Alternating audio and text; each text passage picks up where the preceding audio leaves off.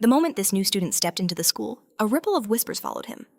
Every girl in the classroom was instantly captivated. But this sudden spotlight didn't sit well with the local bullies, who eyed the transfer student with suspicion. One of them seethed, "I'll show this pretty boy who runs this class."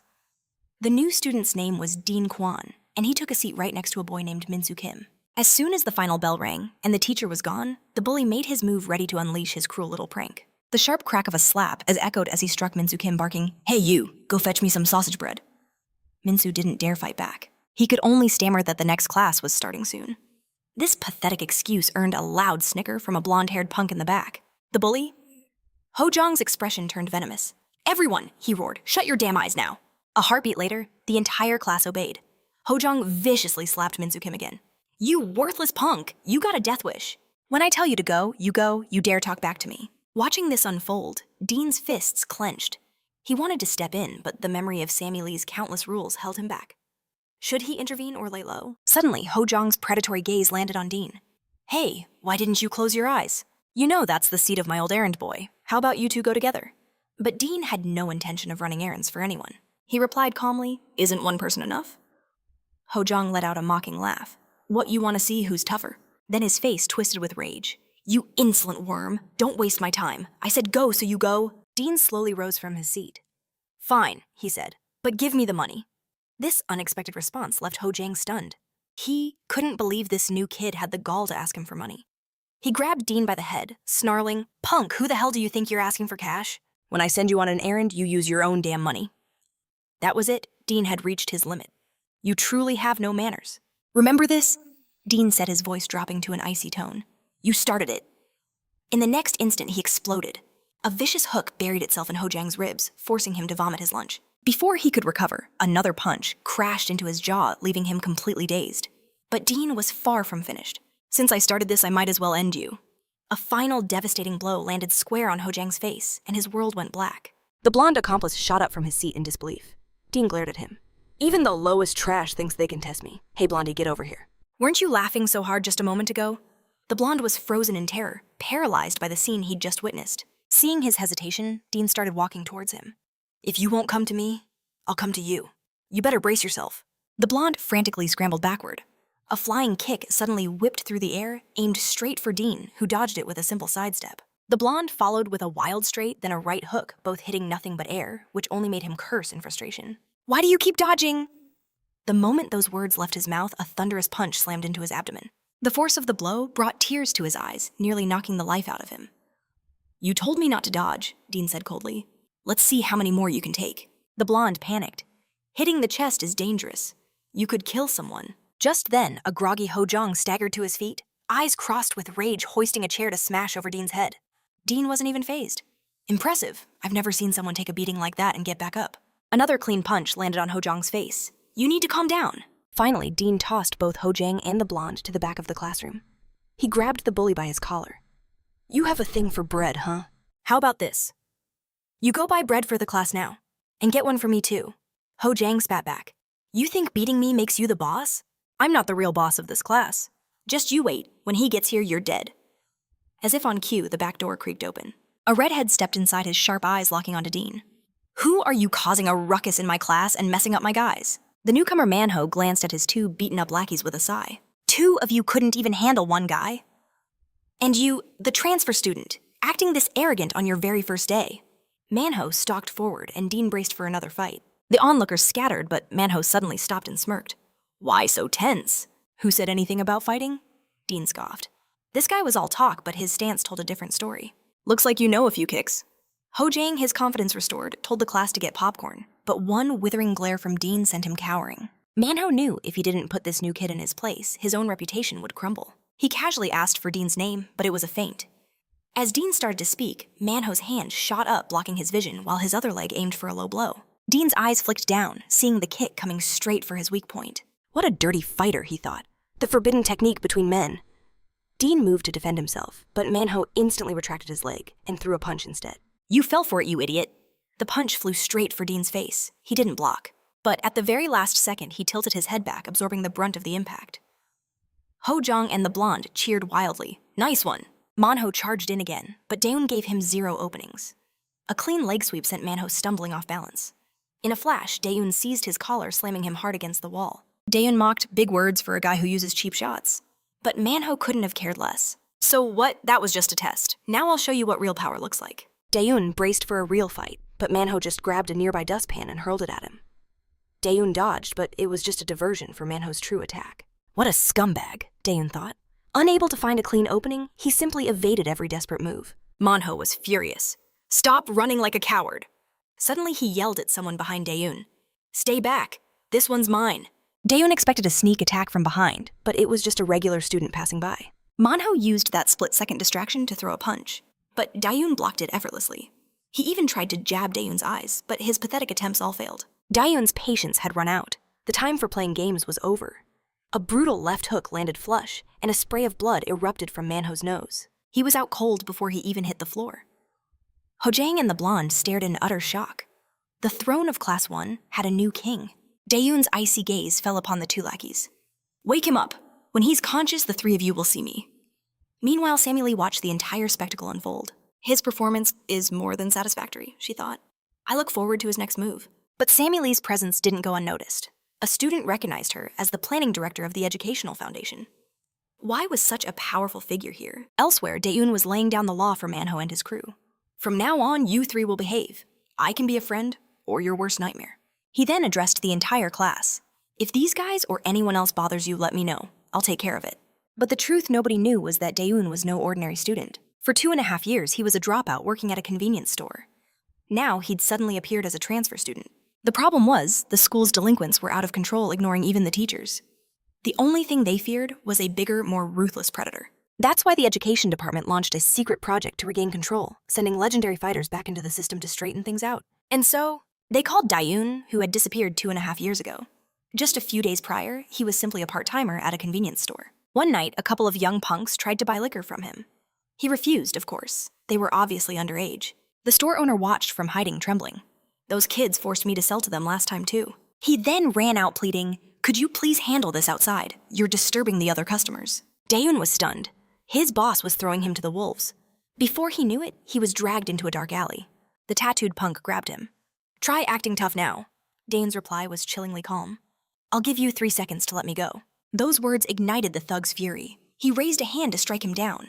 In the next instant, a loud crack echoed through the alley. The girl screamed, get up! Wake up! The tattooed punk opened his eyes on the ground, completely dazed. He was the one who got slapped while Daeun stood there untouched. The girl quickly helped him to his feet. You bastard, did you sucker punch me? He roared, then whispered to the girl, go call for backup. But she was too shaken to hear him properly. He cursed in frustration. Damn it, I said call the guys. Do you understand me? The girl finally ran off to get help, and Daeun didn't even try to stop her. Soon the alley was filled with the punk's friends. A heavy-set guy stepped forward, trying to look intimidating. What's your deal, punk? What school are you from? Daeun glanced at the newcomer. You must be a student too, right? The big guy puffed up his chest. I'm Odhan from Nidong School. I don't know who you are, but you're about to learn some manners, my treat. With that, the big guy swung his arm. But Daeun's hand was a blur. A single thunderous slap sent the heavy-set guy to the pavement out cold. Daeun then turned to the rest of them. I don't have time to play with you. Come at me all at once. Hearing his challenge, the entire mob charged in. It was an absolute slaughter. After he had dismantled all of the bully's friends, a woman emerged from the shadows with an offer he couldn't refuse. At first, Daeun thought she was trying to sell him something, but then the woman produced a business card. I would like to ask a favor. This woman was Sammy Lee, the mastermind behind the Golden Dragon Educational Foundation's bully control plan. After listening to her proposal, Daeun found the idea intriguing. Because as it turned out, he was once a victim of bullying himself. The slightest bit of resistance from him would result in a savage beating. And nobody did a thing. Not the other students, and certainly not the teachers, who would simply look away and continue the class. Then one day he was cornered again. Someone had taped a note to his back that read, no mother. By sheer coincidence, a much stronger delinquent saw it, one who also had no mother. When he saw that note, a burning rage consumed him. He intervened and completely annihilated the guys tormenting Daeun, who didn't dare to fight back. He laid down the law. Anyone who messes with Dean again answers to me. With that single warning, the bullying came to a dead stop. That day, Dean learned a hard truth in the jungle of high school. A bully's threat carried more weight than any teacher's words. Driven by this new reality, he began to train relentlessly, mastering every fighting style he could. After 2.5 years of forging his body into a weapon, Dean emerged completely transformed. He single-handedly crushed every last bully in District R, becoming its one and only undisputed king. But after conquering the school, Dean simply vanished, only to resurface as a humble convenience store clerk. Now facing Sammy Lee's strange offer, he cut straight to the point. "You're saying you want me to go in and deal with all those delinquents?" Sammy Lee's response was instant. "That's right, just take care of the problem." Dean narrowed his eyes. "An educational foundation pulling strings from the shadows? How does that work?" Leaning in, Sammy Lee played his trump card. "We might be plotting, but I've done my homework on you. This plan might sound absurd, but I know you have no reason to refuse it. Consider it a golden opportunity to atone for your own past, wouldn't you agree?" The very next day, Dean stood at the gates of his new school. Word that he'd already conquered Class 1 had reached the ears of Class 3, but they were far from impressed. To them, Manhwa was just a punk who relied on cheap shots and surprise attacks. The leader of Class 3, Sangbo Sim, scoffed, "Forget them. It's time for some training. Where's my punching machine?" He then turned to a terrified student. "Today's your lucky day." With a sickening thud, he slammed his fist into the student's gut, then demanded the kid score his punch. The student coughed out 800 before vomiting. "Disgusting! I told you not to eat. Get more human sandbags ready for lunch. I need to warm up before I deal with that new transfer student." Later, as class ended, Ho Jang yawned, asking if someone would run an errand for him. Dean's gaze fell on Ho Jang, startling him. The blonde lackey snapped, "You should go yourself. A little exercise will do you good." Ho Jang told him to mind his own business, then noticed the blonde was casually using another student as a chair. The lackey, realizing his mistake, scrambled to his feet. Ho Jang whined, "It's impossible to study in this school. No one does anything for me." The blonde suggested, "Why not just challenge the new kid to a fight off school grounds?" Ho Jang immediately turned to Manhwa. "You'll win, right? You have to—" A girl nearby sneered, "What a pathetic bunch of cowards." She then sauntered over to Dean, trying to act cute. "Hey, big brother Dean, you're such a great fighter. Want to practice some jujitsu with me?" But Dean's eyes were glued to the notes on the board, ignoring her with a look of pure concentration. She realized he was actually studying. Humiliation burned through her. Done with Dean, she unleashed her fury on Manhwa. "You useless idiots. Maybe you should try studying for once and forget about revenge." Manhwa thought to himself, now that Dean beat me Mang Jung Kim from Class 2 and Sangbo Sim from Class 3, we'll target him instead. I don't have to face them anymore, but if Dean loses, we all become their doormats. Hearing this, Ho Jung's face went pale with anxiety. "We have to do something. I'd rather die than be their punching bag." But just as he spoke, a new shadow fell over them. The leader of Class 2, Mang Jung Kim, had arrived. He stared down at Manhwa with pure contempt and sneered. "Still breathing? I heard they left you half dead." "I couldn't sleep a wink last night. Unlike you, who probably slept like a baby after that beating." Ho Jung seethed. He was just here to rub salt in the wound. Manhwa shot to his feet. "You want a piece of me? Just say the word." His hand wrapped around a pen on the desk. "I'll make you remember what it feels like to wet your pants in fear." Mang Jung Kim just laughed. "Pathetic trash. Still need a weapon to act tough. Done with the talk?" Manhwa lunged forward. "Get ready for another beating." Mang Jung Kim shot back. "We'll see who's getting beaten today." Just as their fists were about to fly, a calm voice cut through the tension. "Damn, you guys are noisy." Dean adjusted his glasses. "You're interrupting my study time." The moment Manhwa saw him, all his fight drained away, and he silently returned to his seat. Mang Jung Kim's gaze shifted to Dean. "So you're the transfer student who took down Manhwa?" He smirked at Manhwa. "Guess I don't need to waste my breath on you after all." Ho Jang watched fuming, secretly hoping Dean would put this guy in his place. Mang Jung Kim and his crew slowly stalked towards Dean. He pointed a finger at him, asking his lackeys, "This is the guy. He just looks like some four-eyed nerd." He leaned right into Dean's face. "What was that you said a minute ago? Say it again if you've got the guts." But Dean completely ignored him. Thinking he'd scared him silent, Mang Jung Kim reached out, trying to grab the hand that was still busy taking notes. But in a flash, his wrist was caught in an iron grip. Dean bent his fingers back with brutal force. Agony shot through Mang Jung Kim's arm veins, bulging on his forehead, as he shamelessly begged for mercy. "Please let go. You're breaking it," he cried. Dean replied calmly, "I need to finish organizing my notes during this break. If you don't want to lose your fingers, come back and find me later." Through gritted teeth, Mang Jung Kim choked out, "Understood." Dean released his grip. But the moment he was free, Mang Jung Kim threw a wild sucker punch. Dean simply tilted his head back, dodging effortlessly, and caught the incoming fist with one hand. Then, with a single sharp slap across the face, he sent Mang Jung Kim flying across the room. Just like that, he was out cold. Dan scoffed. "So this is the so-called leader of Class 2. Why was he in such a rush to get beaten?" "I was actually planning to save him for later." He turned to Mang Jung Kim's crew with a chilling warning. "When your boss wakes up, deliver a message. If I catch him goofing off again, I'll personally end him." As they hauled their leader away, Don felt like it was all a dream. He never imagined taking down Class 2 would be this simple. Manhwa and his friends were completely stunned. Hojang piped up immediately. They say forgiveness is 100 times cooler than revenge. I've decided to officially forgive the new transfer student. The blonde quickly agreed. Yeah, I think focusing on our studies is way more important. But their relief was cut short. The crew from Class 3 with Sango Sim at the lead had arrived. Sango Sim's voice boomed. Manho, I heard you got your butt kicked. Hojang froze. That familiar sinking feeling. Wait a minute. Did you two plan this? But Sangbo Sim just waved him off. Relax, you're not even on my radar. His crew immediately moved in surrounding Dune at his desk. Dune sighed. Looks like I won't be getting any studying done. Sango Sim sneered at the person next to him. Scram, we have business with this guy. With that, Sangbo Sim slid into the seat beside Dune, taunting him, hitting the books, trying to play the part of a model student. I'm Sangbo Sim from Class 3. I heard you took care of Manho. I'm just worried you'll get a big head and start bullying everyone. Hearing this, Dune slowly removed his glasses. You guys are relentless. This is getting tiresome. Just spit it out. What do you want? Someone who needs an entire crew just to walk around. Can't be all that special. You don't actually think you're strong, do you? Sangbo Sim let out a sharp laugh. You're interesting. You've got guts. But surprisingly, he didn't make a move to fight right then.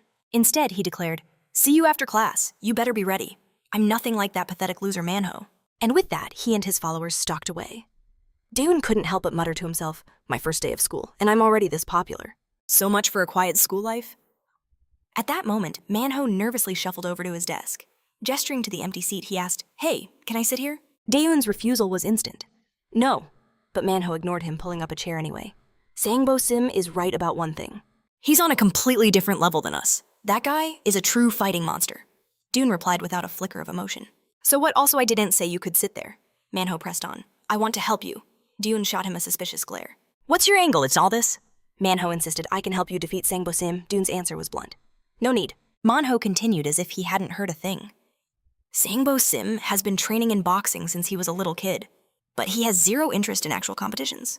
He trains for only one reason. He loves using people as his personal punching bags. Soon, lunchtime arrived, and Dune headed for the cafeteria. The smell of the food made his mouth water. It had been a long time since he'd eaten at a canteen. Lately, his diet consisted of expired food from the convenience store. Dune's sharp looks even caught the eye of other class leaders, like Sun Huanggu, the head of the PE class, and Dusk Quack from the entertainment department. The news of how Dune had dismantled Manho and Mongjung Kim had already spread like wildfire, but none of them dared to bother him just yet. Everyone knew a storm was brewing. Sangbo Sim was going to test Dune after class to see if the rumors were true. Manho and his cronies were eating with Dune, desperately trying to convince him to be careful, but Dune didn't seem to care at all. He finally asked Manho, Didn't you already beat him once? Why are you so scared and trying to help me? Manho let out a heavy sigh. Our fight? It didn't really have a proper ending. The last time we fought, I was getting completely destroyed. The guy's a master of fighting at a distance with footwork that's impossible to track. I couldn't land a single hit, but he kept finding ways to damage me. Just as I was about to lose, I managed to trap him in a corner. I had no choice but to win. So I unleashed my forbidden secret technique, the low blow. Struck in his vital point, Sangbo Sim was forced to surrender. But afterward, he refused to admit defeat. He claims I did nothing, and that he just gave up. Now no one recognizes my victory. Dune was speechless. Obviously, nobody would acknowledge a win like that. Manho just kept rambling. Since that day, Sangbo Sim has refused a rematch. I'm helping you because if you lose, he'll force us all to become his errand boys. Just then, two of Sangbo Sim's lackeys sauntered over to their table. Dune recognized them immediately. Without warning, they dumped trash all over his food tray. Then they feigned innocence and offered a fake apology. Dune didn't move, but a girl from a nearby table screamed, Are you crazy? The thugs just shrugged. Hey, we already said we were sorry. So calm down. Take the apology, or don't. With a final mocking sneer at Dune, they turned to walk away. In a flash, Dune's hand shot out grabbing one of them. Who said you could leave? The commotion brought the entire cafeteria to a dead silence. Every student watched, waiting to see if Dune was the real deal. The goon in his grasp started to panic. Let me go. It wasn't a big deal. Why are you grabbing me? I already apologized. But in the next second, Dune's grip tightened like a steel trap. Whether I accept your apology is my problem. Just as Dean's fury was about to erupt, his phone buzzed, shattering the tension. Dean let the goons go, his attention locked on the screen. It was a message from a woman named Sammy Lee. Seeing the name, Dean froze. Sammy Lee, the very person who had ordered him back into this high school hell. If Dean could just graduate, a new life awaited college fully paid. But the mission demanded one thing, absolute secrecy, to keep him in line. One wrong move and he'd be thrown back into his old miserable existence. Her message was a clear warning, don't. attract attention. Seeing their chance while the beast was distracted, the two henchmen scrambled away. Dean let them flee. He rubbed his forehead, realizing he had to be discreet. If this worked out, he'd finally seize the life he always craved. Besides, it was only his first day back, and he'd already caused way too much chaos. It was better to leave these guys alone for now. The other bullies were disappointed, but they recognized Dean wasn't some mindless brute. With that, Dean stood up and strode out of the cafeteria. Manhwa and his friends were completely baffled. What could be on that phone to tame Dean in an instant? Leaving the chaos behind, Dean wondered if he'd gone too far. What would Sammy Lee think of his explosive return? Just as he resolved to avoid any more fights for the day, he spotted the same henchman who had started the trouble. The moment the goon saw Dean, he turned to bolt, but Dean was faster. "Still want to run?" The guy panicked. "You transferred today? You don't know the rules. Oh. You can't just attack people from other classes. You have to defeat Sangbo Sim before you can order me around. Otherwise, you'll become a target for the entire school." Dean was speechless. What kind of ridiculous rule was this? He leaned in close. "Let's talk somewhere more private. You don't want another beating out in the open, do you?" After teaching the coward a lesson in manners, Dean noted the secluded area was perfect for a fight. He then ordered the goon, "Go call your class leader." "If I defeat Sangbo Sim, I can beat you whenever I want, right?" The guy replied, "In theory, yes, but he's busy right now. He's using people as punching bags." Dean's face turned to ice. "Did you just say he's using students as punching bags?" The goon was shocked.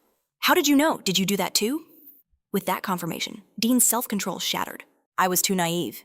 Being discreet was no longer the priority. He stormed straight toward Sangbo Sim's class. Through the window, he saw a student getting mercilessly beaten. Sangbo Sim noticed the figure at the door and ordered a henchman to check it out. Opening the door revealed Dean's murderous expression. Sangbo Sim sneered. "Didn't I say we'd meet after class? Are you here now because you're eager to get destroyed?" He then shouted to the students, "Move it, you punching bags!" But he saw the students limping away. Sangbo Sim grabbed one of them. "Stop pretending, you punk! Are you going to run home and snitch?" The terrified guy explained. "I just twisted my ankle on the way home, it's all my fault." Dean analyzed the scene. He knew the feeling of being a punching bag all too well, unable to do anything. He had lived through that hell beaten by bullies, but now he could finally fight back. This was exactly why he had returned. Dean's voice cut through the air. "Hey, Sangbo Sim, stop taking your anger out on these weaklings. If you have any guts, challenge someone stronger." Sangbo Sim was furious. "Are you saying that someone is you?" Dean simply pointed to one of Sangbo Sim's henchmen. "He must be tired of hitting punching bags. What if he becomes my punching bag for a change?" The pointed-out lackey instantly saw red. "You piece of... Are you calling me a punching bag?" He immediately lunged to punch Dean, but Dean dodged, grabbed his arm and collar, and threw the guy across the room. While his target recovered, Dean prepared his fist. Like a cannonball, the punch hit squarely. With just one devastating blow, the guy was knocked out cold. The crowd was absolutely shocked. What was that? A sonic boom? Dean looked straight at Sangbo Sim. "Not bad, just like punching a training machine." "So many punching bags here, and I intend to destroy them all." Sangbo Sim turned crimson with rage veins popping on his forehead. "Move the tables and chairs," Sangbo Sim ordered the crowd. Dean didn't try to stop him. He knew Sangbo Sim was a long-range fighter who craved space. The news that Dean was going to fight Sangbo Sim spread like wildfire. Manhwa and the others raced to the scene. The arena was set. Sangbo Sim faced Dean. In the next second, he exploded forward with incredible speed. He threw a punch, but Dean dodged to the side. Without missing a beat, Sangbo Sim rotated his body and sent a brutal hook. Dean evaded everything. Admiring Sangbo Sim's quick reaction, Dean dodged at the last possible instant. But Sangbo Sim was relentless, attacking again and again until Dean finally saw an opening. But Sangbo Sim sensed the counterattack and moved away to avoid being caught. Dean frowned. Manhwa was right. This guy isn't weak. He had a natural talent for fighting honed by heavy training with agile footwork for attack and defense. But most importantly, he was incredibly fast. Sangbo Sim lunged at him again with a flurry of fast punches. He even managed to dominate Dean for a moment. Manhwa watched from the door, his heart pounding with worry. I was beaten by that same combo without a chance to fight back. But just then, Dean found an opening to launch his counterattack. In a flash, a fist materialized before Sangbo Sim's face, too fast to even register. Dion's thunderous blow sent Sangbo Sim flying back several meters. He'd managed a last-second guard, but the sheer force still rattled him to the bone. Sangbo Sim was in utter disbelief. That power was unreal. Ho Young and the others were frozen, their mouths agape, having missed the strike completely. Dion gave his arm a slight shake. His reaction time was impressive. He defended instantly. But that single punch ignited Sangbo Sim's arrogance. He mistakenly believed he now understood Daeun's entire fighting style. So Sangbo Sim began to dance, waiting for Daeun to throw the first punch so he could unleash his perfect counter. He then lunged forward with everything he had. Dune threw a test jab, but Sangbo Sim was already moving, weaving back just out of reach with a smirk. He thought victory was his, but Dune switched tactics, slamming a vicious low kick into his knee. Sangbo Sim froze.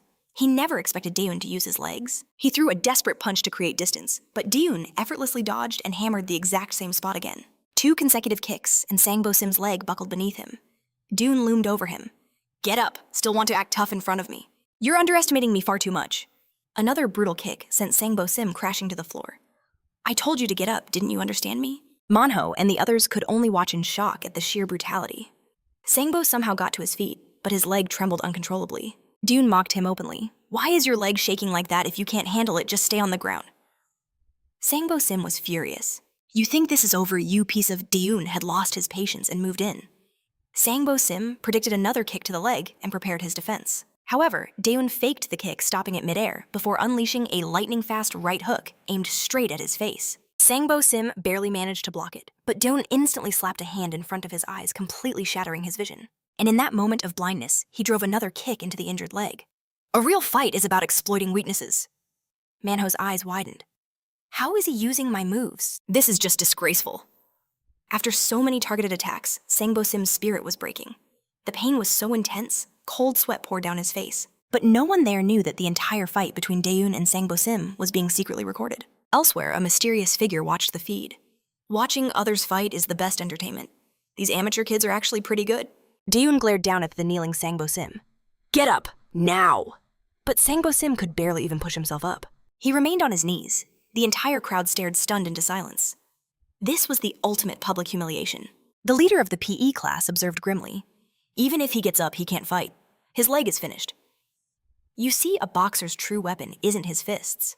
The most terrifying asset is their footwork, which allows them to maintain the perfect distance from any opponent. If fists are the bullets, then footwork is the gun. In this state, he can't use his footwork. A boxer without agility is weaker than an ordinary person. Sangbo Sim staggered to his feet. "It's not over yet, you worm." Dune just smiled. "Very good. You want to continue?" He lashed out with another kick. Sangbo Sim was powerless to retaliate. He could only block. The raw power of the kick launched Sangbo Sim backward once again. His mind raced in panic. "This guy's a monster. I can't block his attacks and I can't dodge. My only option is close quarters combat." But before Sangbo Sim could even move, Dion closed the distance again. The next kick slammed him into the corner of the room. Sangbo Sim saw the wall behind him, and his heart sank. In the next second, Dune descended upon him. A merciless rain of punches fell on Sangbo Sim, who could only defend until Dune found an opening and smashed a fist into his ribs. The blow knocked the wind out of him completely.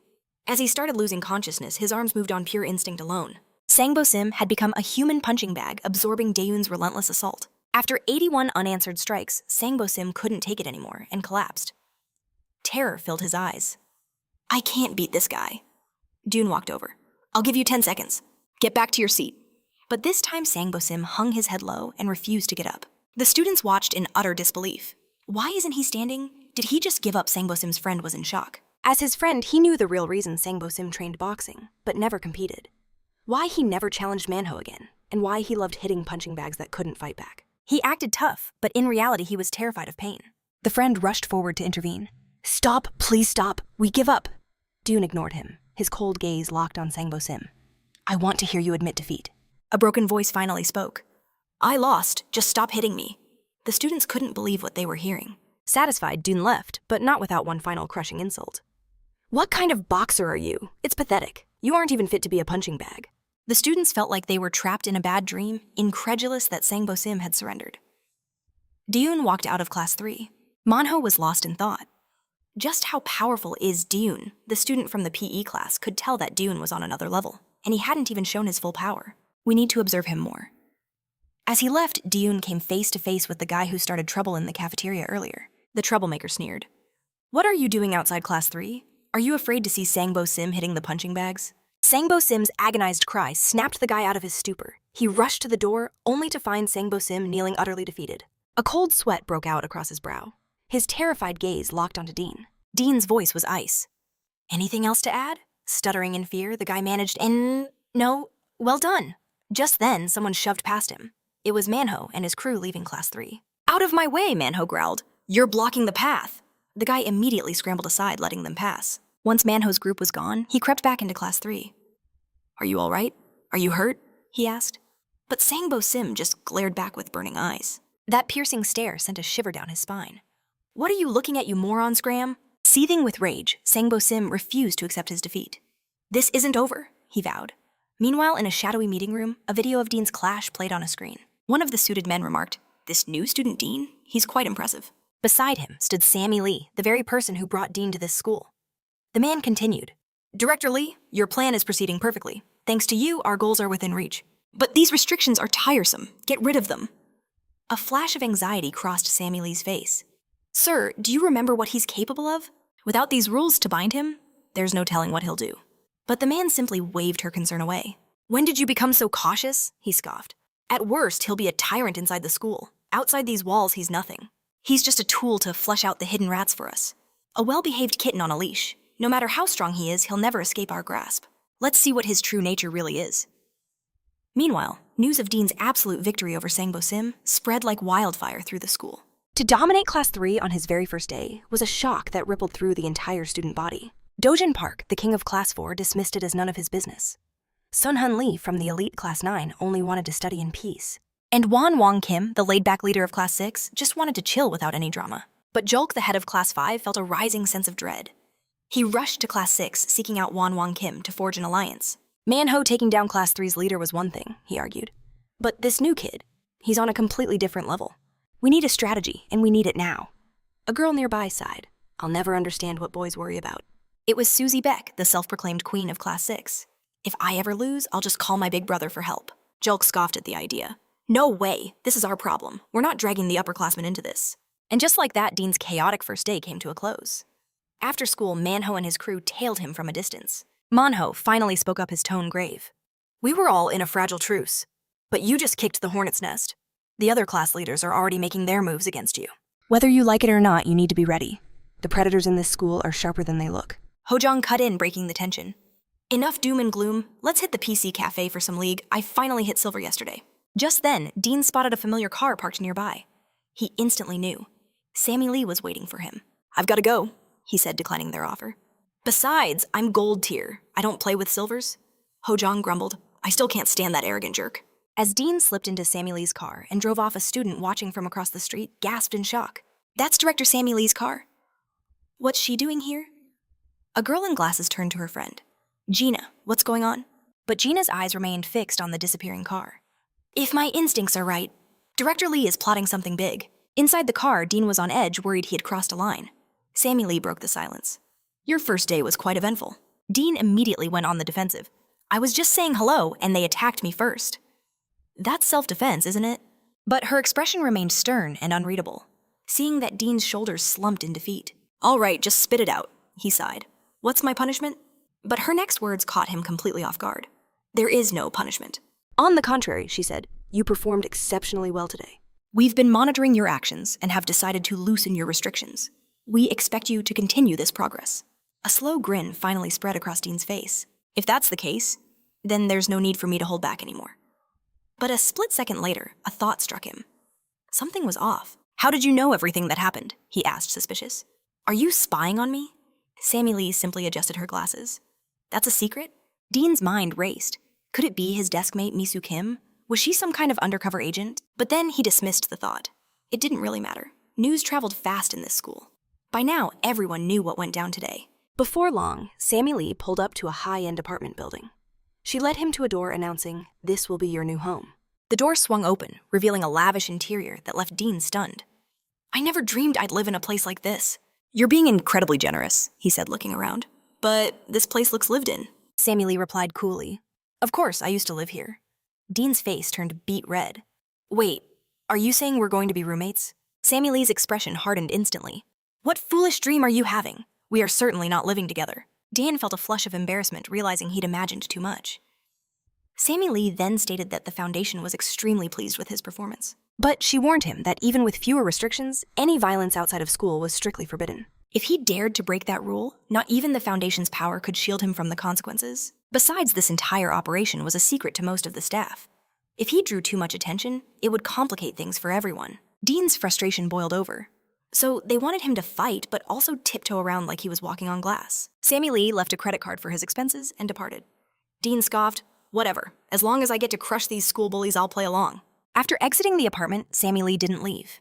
Instead, she descended to a different room on a lower floor. Inside, a wall of massive screens monitored Dean's every move. This was Dean's second day at his new school. The morning began with a summons from his teacher, who wanted to lecture him about the previous day's fight. But the teacher spent most of the time attacking Dean for being an orphan, claiming it was the reason he had no manners. Pure rage surged through Dean, but he knew he couldn't attack a teacher. At that moment, a nearby girl witnessed the entire confrontation.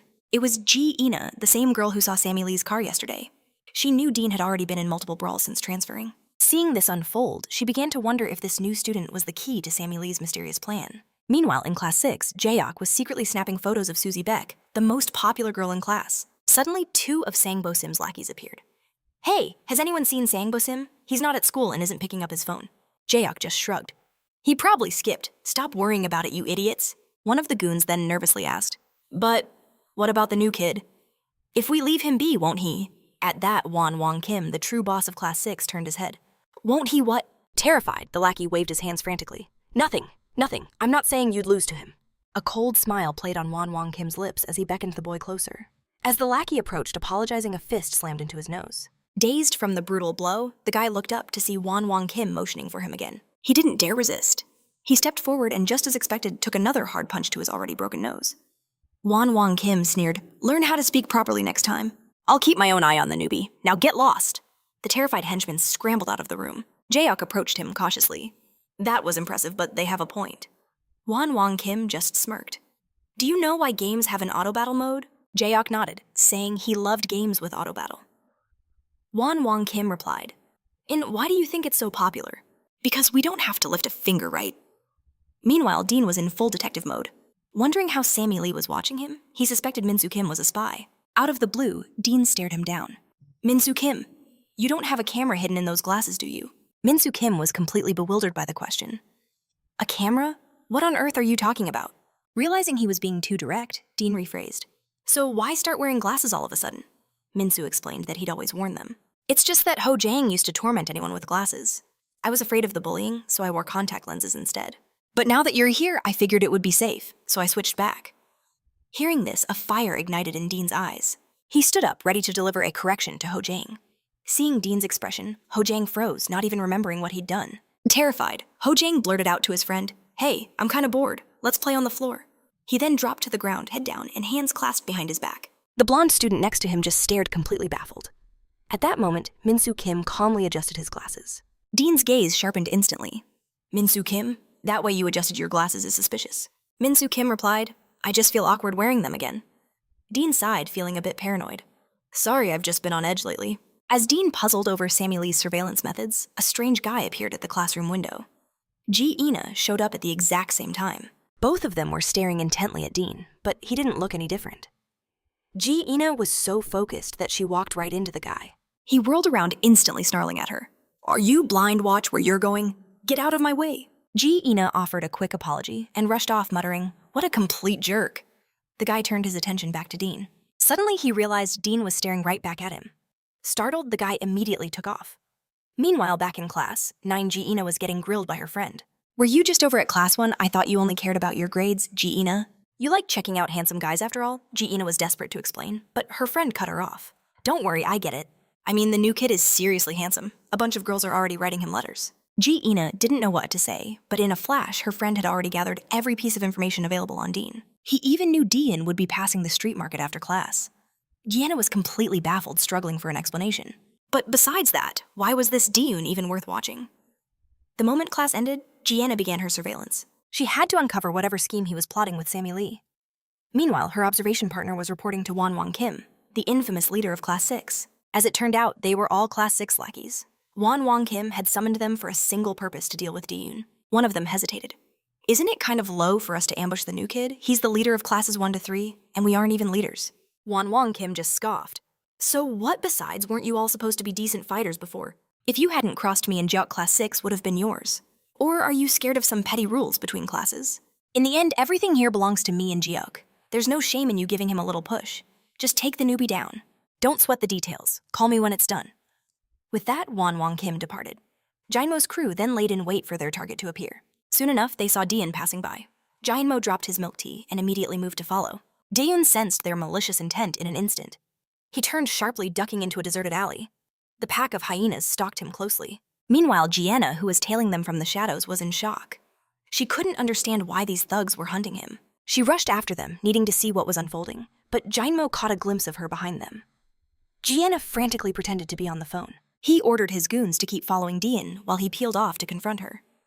"Stop the act," he told her. "I know you're not on a call. You've been following us, right?" Then a memory sparked. She was the girl who'd bumped into him. "Ah, I get it now." A smug grin crept across his face. "You're into me, aren't you? Following me around like this. It's kind of cute. Just admit it." He slung a heavy arm around her shoulders. "I'm a little busy right now. You can watch us settle some business. And after that, I'm thinking of getting a room." "Wanna come?" Fury flared inside Gianna. She shoved him off and spat. "Are you insane?" Jinmo's expression twisted with anger. He threatened to slap her. "Weren't you the one who liked me who was following me around?" Gianna shot back. "What are you even talking about?" "As if I would ever like a fat gorilla like you." But in the next second, his friends heard a piercing scream, not understanding a thing. They spun around just in time to see the commotion. Jainmo was on the ground, covering his eyes and howling in pain. "You crazy girl. What do you think you're doing?" Gianna stood her ground, pepper spray in hand, replying, "That's what you get for touching me?" Just then, his friends rushed back to his side. He ordered them through gritted teeth, "Get the girl!" In a flash, a wall of bodies surrounded her. Gianna backed away, pure terror gripping her heart. Just as they were about to attack, a calm voice cut through the tension. "What do you idiots think you're doing?" They were about to tell him to mind his own business. But in the next second, they realized something was very wrong. It was Daeun. "You guys were following me, right? If you have something to say, let's go somewhere else to talk." Jainmo, seeing they'd been exposed, could only agree. Jinmo and his crew led Daeun into a hidden alleyway, but they found people were already there. A group from the neighboring school Bongyun. They recognized one of them, Jin Woo-cha from Bongyun. The other was Jung Man-lee, also from their rival school. Both were well-known juniors in the fighting world. Jin Woo-cha asked, "Are you guys from Golden Dragon? I've never seen your faces." Jung Man-lee added, "Me neither. Must be a bunch of nobodies. Do you know Wan Wong Kim? He sent us to handle some business." Hearing the name, the two from Bongyun sneered. "Ah, a job from that coward Wan Wong Kim? If that's the case, we'll leave the stage to you." Jinmo's face burned with humiliation at their words, but he didn't dare say a thing. Meanwhile, at their hideout, Wan Wong Kim and Jiuk were playing video games. When Jiuk heard that his partner sent Jinmo's crew after Daeun, he suspected it was some kind of setup. Wan Wong Kim just grinned. "Relax, it will be fine. It would be far more embarrassing if the new kid got beaten by a nobody. Those guys are dumb, but they're strong." Back in the alley, Jinmo and his thugs formed a circle around Daeun. Jinmo was the first to lose his nerve. "I think this has nothing to do with me, so I'm leaving," he stammered. Daeun ignored him, his gaze landing thoughtfully on Gianna. "That girl has been following me since class ended," he thought. "Did Sammy Lee send her to watch me?" Aloud he said. "Let her go. She has nothing to do with this." To his surprise, however, Gianna didn't leave. Jinmo sneered. "Who do you think you are? Can't you see what's about to happen? You're going to get pummeled." He stepped close to Daeun with a cigarette, intending to blow smoke directly into his face. Daeun's voice was dangerously low. "You better not blow that smoke on me, or you won't live to see tomorrow's sun." But Jinmo arrogantly ignored the warning, taking a deep drag. In a flash, Daeun moved his hand, grabbing Jinmo's face. He swept Jinmo's legs out from under him, sending him crashing down. While he was still dazed, Daeun landed a heavy blow. It was so fast, Jinmo never even saw where the attack came from. In the next instant, Daeun's fist slammed into his face. With a single crushing punch, Jinmo was out cold. The other three stared jaws on the floor, unable to process the monstrous strength Daeun just displayed. A cold dread washed over them. If they failed to take Daeun down now, the punishment from Wan Wong Kim would be a nightmare. They braced themselves, forming a united front. Yet faced with Daeun's overwhelming aura, not one of them dared to make the first move. A smirk touched Daeun's lips. "If you won't come to me," he taunted, "then I'll come to you." In a flash, he charged forward. He buried his fist into one punk's gut. A second goon swung wildly, but Daeun weaved aside like a phantom already locking onto his next target behind him. Before the guy could even blink, a brutal punch sent him flying through the air. He hit the ground and didn't move, out cold from one blow. The last man standing was frozen solid with pure terror. A tiny spark of defiance gave him a sliver of false hope. But in the next instant, his pupils contracted in utter fear. A vicious kick slammed into his chest, launching him backwards into the wall. The impact shattered his will, and he crumpled to the floor, completely defeated. The last one standing was utterly stunned, his mind reeling from the sheer gap in power. Driven by pure desperation, he let out a yell and charged forward. But his attack was useless as Daeun blocked it with effortless ease. A sharp jab connected with the boy's ribs, making him double over, coughing and gasping for air. but Dean gave him no time to recover. He moved in to end it, his knee rocketing towards the thug's face, only to stop a mere inch from impact. Dean let out a sharp breath. That was close, he thought to himself. I almost lost control and would have finished you for good. Meanwhile, across town, in a PC bang, the infamous Won Kim got a call from young man Lee while in the middle of a game. Won Kim answered without a second thought, but the news he received sent a shockwave through his entire body. The message was simple, Jinmo, and his entire crew had been annihilated. At that very moment, back at the scene, Jinmo finally regained consciousness. He opened his eyes to find Dean looming over him with an intense glare. All around him, his trusted brothers were scattered on the ground, beaten and broken. Dean nudged him with his foot. Get up, join your friends. With his defeated lackeys gathered, Dean began to lay down the law. Hiding nearby, Jung Man Lee and his friends witnessed everything. They couldn't believe Golden Dragon School was hiding a monster of this caliber. And on the other end of the line, Won Kim was in a state of utter disbelief. How could Dean possibly be that strong? Dean clapped a heavy hand on Jinmo's shoulder. So, who sent you? He asked, his voice low and threatening. Was it that Won Kim you mentioned? Jinmo considered lying, but Dean's fingers suddenly dug into his collarbone with crushing force. Do you take me for a fool? Dean hissed. Jinmo broke instantly. It was him! It was him! I swear it was him! His mind was screaming in terror. Please don't tell him I snitched. Won Kim is scary. But this guy is a straight-up demon. Dean's gaze then shifted to Ji. And what about her? Why was she following you, Jinmo? With a pathetic surge of confidence blurted out, she's in love with me. This sent Ji into a rage. Are you insane? She shrieked. I already told you I can't stand you. In fact, I hate you. Have you ever looked in a mirror? You look like a gorilla. It's absolutely disgusting. Worse than socks that haven't been washed for a week. Jinmo felt a critical hit of emotional damage. He whimpered an apology to Ji, but added defensively, But you were following us. Hearing this, Dean's interest was piqued. Ji grew nervous under his stare, stuttering. You watch too many dramas. Why would I follow you guys? I want nothing to do with your savage, violent behavior. And with that, Ji spun around and stormed away. Dean watched her go, a thoughtful expression on his face. After she left, Ji ran straight into young man Lee and his friend. Whoa, young man Lee whispered to his buddy. Isn't she beautiful? She's on a whole other level than the girls at our school. By now, Dean had Jinmo's phone number saved. His final order was simple. Tomorrow bring Won Kim to me. And just like that, the day turned to night. But after waiting for ages the next day, there was no sign of Jinmo or his boss. Dean checked his phone. Jinmo's excuse was pathetic. He couldn't find Won Kim. Dean sighed. If you want something done right, you have to do it yourself. A few moments later, Dean arrived at the classroom of Class 6. He spotted Jinmo inside, casually playing on his phone. Dean walked right up to him and asked where Won Kim was. But because Dean was wearing his glasses, Jinmo didn't even recognize him. So Dean squeezed Jinmo's hand with immense pressure. A jolt of familiar terror shot through him, and the commotion instantly drew the attention of the entire class. At that moment, Susie Back, the class president, marched in.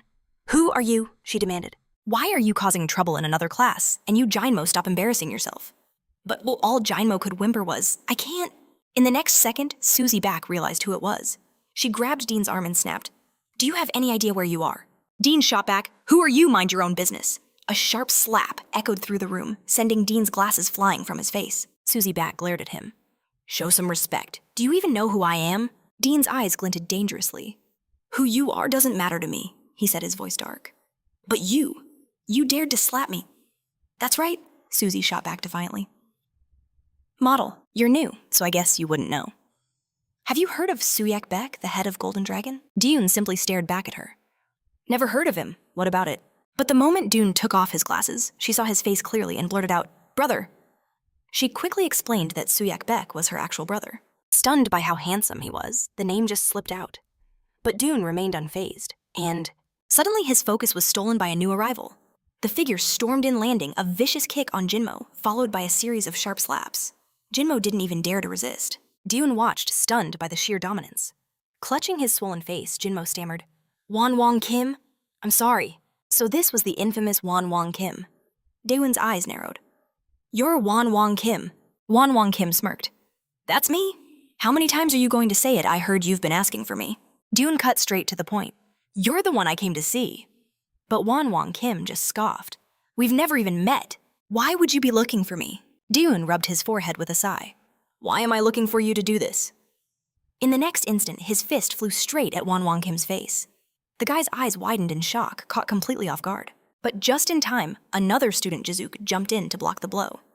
Hey, everything was calm a second ago. Why the sudden attack? Dune glanced at the newcomer. And who are you? Jisuk seemed taken aback. I'm Jisuk from Class 5. Look, I know I shouldn't interfere with another class's business, but I can't just stand by and watch you start a fight like this. Jisuk was secretly reeling. Was he getting weaker? He'd used his full strength to block, but Dune hadn't moved an inch. Meanwhile, Dune smirked. Not bad. You've got some power. Were you actually trying to stop me? Jisuk awkwardly released his grip. That's not the point. Fights break out, sure, but there should be a reason, shouldn't there? Just then, Won Kim put an arm around Jinmo. Ah, is this about what my guy did yesterday? Then he viciously grabbed Jinmo by the hair. You worthless idiot. You'd better start talking and talk straight. But before Jinmo could utter a word, a sharp slap echoed through the room. Won Kim then landed a brutal kick. The more I think about it, the angrier I get. You absolute moron tarnishing my name! Jinmo could only cower and apologize, not daring to retaliate. But Won Kim's rage hadn't subsided. What is wrong with your head? You made me look bad because of your mistake. Finally, Won Kim stopped his assault on Jinmo. He turned to Dune, his expression changing completely. I admit I failed to control my subordinate, but isn't it unfair to blame me without any proof? Dune's brow furrowed in frustration. He glanced at the terrified Jinmo. So there's no proof, is there? Seeing his chance, Won Kim started to advance, cursing. This little punk is finally... But Jisuk quickly held him back. Calm down. He must realize he made a mistake. Jisuk then turned to Dune. You must have misunderstood. We don't care about things like power rankings. Just then, the class bell rang. Dune clenched his fists, annoyed. He'd been perfectly played. In this situation, he knew he couldn't make a move. He turned and walked away, leaving Class 6 behind. A smirk spread across Won Kim's face. Jisuk, nice acting. Jisuk let out a shaky breath. I was honestly terrified. That guy is a monster. For real, it's best if we don't fight him directly. Won Kim pulled out his phone. A sinister smile played on his lips.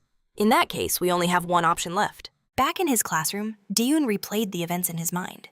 It was clearly Won Kim's scheme from the start. Their little performance was designed to paint him as the aggressor. If he had pushed the fight, he would have been the bad guy. They had created the perfect gray area, giving him no justification to attack. At that exact moment, the teacher began a lecture on war, how it's always about personal gain, but requires a just cause. The words hit Dune like a bolt of lightning. A smirk formed on his face. It seemed he would have his justification very soon. Elsewhere, Won Kim was tearing into Jinmo and his crew. They were clearly furious but remained silent. Jinmo thought bitterly. He won't even face the transfer student himself yet, he lectures us. Won Kim was already dialing a number on his phone. He was calling Jungman Lee of Bongnon High. Won Kim quickly explained the situation with the new transfer. So, Jungman Lee asked, what's the deal with this kid? Won Kim's voice dripped with malice. I need you, Jin Woo-cha, and your boys to step in. I was going to handle this internally, but no one at our school can touch him. After you guys soften him up, I'll deliver the final blow. Young Man Lee laughed on the other end. No problem at all. He might be tough, but against all of us, he doesn't stand a chance. Just then, Jin Woo-cha leaned in. Hey, can we track down that girl from yesterday? Won Kim was confused. What girl is he talking about? Jinmo's heart sank. He knew they meant Ji. Why were they looking for her? She had absolutely nothing to do with any of this. Won Kim asked Jin Woo-cha. Why do you want the girl? A disgusting grin spread across Jin Woo-cha's face. She's my type. Since we're crushing the transfer student anyway, why not have a little fun with his girl too? Won Kim agreed without a second thought. He turned to Jinmo, his voice cold. Go find her, now! Jinmo froze, a cold sweat beating on his forehead. She's an innocent bystander. Then he remembered the rule you can't touch someone from another class until you've defeated its leader. He warned Won Kim, that girl, she's from Class 9. Touch her and their leader Sun-hun Lee will come for us. But Won Kim just scoffed. Girls don't pay protection money, who cares? Besides, what's that Class 9 nerd gonna do? After this, their whole class is ours. Now go, and bring them both to me. A flicker of panic hit Jinmo. Two of them. How the scene shifts. Jinmo finds Dan, and drops to his knees in apology. Everyone was stunned. This was the same guy who single-handedly took down 4 of Jinmo's thugs just yesterday. He was a legend, but unapproachable. Dan nudged Jinmo with his foot. So, you finally realize you were wrong. Dan was ready to teach him a serious lesson. But looking at this pathetic sight, his anger turned to pity. He sighed, abandoning the thought. Instead, he lectured him, demanding he apologize to the girl. Jinmo eagerly agreed. I'll go apologize right now. And to prove my sincerity, I'll treat you to chicken barbecue. Dan was taken aback. You're buying me chicken? Just the two of us. Jinmo's hopeful, pathetic face was almost too much. Dan cracked, pulling him into a rough hug. Fine, we'll eat after class. Next, Jinmo found Ji Ina and gave the same desperate apology, offering a barbecue dinner as a peace offering. She instantly shut him down. Jinmo swore he had no ulterior motives, that it was a sincere apology. and casually mentioned the new transfer student Dan would be there too. At the mention of Dan's name, Yaro Ji-ina's friend lit up. Her interest was immediately piqued. In that case, let's all go together. But Ji-ina cringed, shaking her head. No way, that's too embarrassing. If you want to eat, let's just us two go. Yaro pleaded with her friend. Come on, this is the perfect chance to meet the transfer student. Jinmo jumped in. Yeah, bring your friend. 4 people would be great. Overwhelmed? Ina finally gave in with a sigh. Fine, I don't really want to, but I'll go. Jinmo promised to meet them after school. But the moment he walked away, a wave of regret washed over him. I'm such an idiot. What have I done, dragging an innocent girl into this mess? Did I really think we were just going to eat barbecue? And I just stood there grinning like a fool. Just then, Jinmo spotted Minsu Kim. He instantly recognized him as Dan's deskmate. A new thought sparked in his mind. They must be close, right? The school day flew by. Meanwhile, young man Lee and his crew from Bongan High were lying in wait. Dan, completely unaware, walked with Jinmo Ji-ina and her friend. Both Dan and Ji-ina felt awkward about this bizarre group. Only Yaro seemed oblivious, completely focused on admiring Dan. After a while, Dan noticed the lack of storefronts. He turned to Jinmo, his suspicion growing. Is there really a barbecue place around here? Jinmo started sweating, stammering, Yes, it's just around the corner. Yaro chimed in. The best restaurants are always hidden in alleys like this. Though, I've never heard of any place out here before. Dan locked his eyes on Jinmo. So, what's the name of this restaurant? The question sent a jolt of panic through Jinmo, who frantically glanced around. Seeing his reaction, Dan's voice went cold. Why are you so nervous? It's almost like you're hiding something. And in that very instant, Dan spotted them. A whole group of thugs waiting in the distance. It was young man Lee and his crew from Bongan. The truth slammed into him. Jinmo's apology. It was all a trap to lure him here. Rage ignited it in Dan's eyes as he turned on Jinmo. Jinmo immediately fell to his knees again. I was forced to do it. You can kill me later, I swear I had no choice. Nearby, Ji-ina and Yaro finally understood. They had all been played by Jinmo. Ji-ina's voice dripped with venom. You absolute scum! How could you drag an innocent person into this? By then, young man Lee's gang had surrounded them. He smirked down at the kneeling Jinmo. Why are you bowing to him? We're the ones who came to make him kneel. Dan realized he had to deal with these guys first. He glared at Jinmo. Stay right there. You and I will have a talk later. The Bongan High students looked on, still skeptical. This was the guy who supposedly took down 4 people all by himself. And that pathetic worm kneeling to him? How did someone so weak even get into Golden Dragon High? But Jin Wucha warned them, don't underestimate him. Young man and I saw it with our own eyes. The guy is a monster. At that, a huge bruiser stepped forward, cracking his knuckles. If he's really that tough, let me test him out before we all jump him. Let's see the skills of Golden Dragon High's next top dog. The bald giant stomped towards Dan. I'll take you on first. Dan, however, was a little confused. He wasn't entirely sure if the big guy was even talking to him. It turned out the giant had crossed eyes, making it impossible to tell where he was looking. Stop looking around, the bruiser barked. I'm looking right at you. Realizing this was going nowhere, Dan just sighed. Then hurry up and make your move. The giant immediately dropped into a fighting stance. Through my own unique training, I have developed extraordinary vision. These unfocused eyes will drive you to madness. No one who has witnessed them has ever survived my fists. With a mighty roar, he charged straight at Dan. Watching from the side, young man Lee was utterly speechless. Was I supposed to be unconscious? But this guy's gaze, it's a real problem. His unfocused eyes made it impossible to predict his moves, which definitely gave me a run for my money back then. But in the end, my grappling skills were more than enough to put him down. So how will the new transfer student deal with him? This won't be easy, or so they thought. In the very next instant, everyone watched in shock as D-Gun had the thug locked in a brutal chokehold. Young Manly's eyes went wide. What just happened? I couldn't even see him move. He's completely trapped in that necklock now. There's no way he can escape. Is he even still conscious at this point? Young man Lee cursed under his breath. With those crossed eyes, it's impossible to tell. He immediately shouted, Baldy, just give up. It's all over. But in the next second, the thug's arm went completely limp. The entire group stared horrified by the sight. A cold voice cut through the silence. Did you really think I'd let you go? Just because you gave up? Weren't you all here to try and destroy me, and you even dragged innocent people into this mess? Since you started this, be prepared for me to end it. Hearing this, the Bong Yun crew exploded. This bastard, he's really talking big. They roared back at him. Are you blind? Take a look around. There are 9 of us here. You really think you can take us all on? Diyun simply handed his backpack to Yaro. Hold this for me. This won't take long. Stay back. Then he walked toward the Bong Yun thugs alone, his voice echoing with challenge. If you have any guts, then come at me all at once. That was all the invitation they needed. They wasted no time spreading out to completely surround him. But Dune had already analyzed the battlefield. He exploded into motion, targeting the thug closest to the wall. A flying tackle sent the man crashing hard into the brick. A brutal punch to the face followed instantly. The others swarmed in. Dune scooped up a handful of dirt, flinging it into the face of the closest attacker to momentarily blind him. Just then, a blonde punk aimed a kick at his head. But Dune was faster, snapping up to catch the incoming leg. He swept the blonde's other leg out from under him, sending him crashing to the pavement. In the same fluid motion, he sidestepped another thug's wild swing. Seeing an opening, Dune drove a vicious uppercut into his chin. The blonde on the ground tried to rise, but a lightning-fast sweep kick to the face put him down for good. Watching from the side, Jinmo was completely blown away. I knew he was strong, but I never imagined this level of power.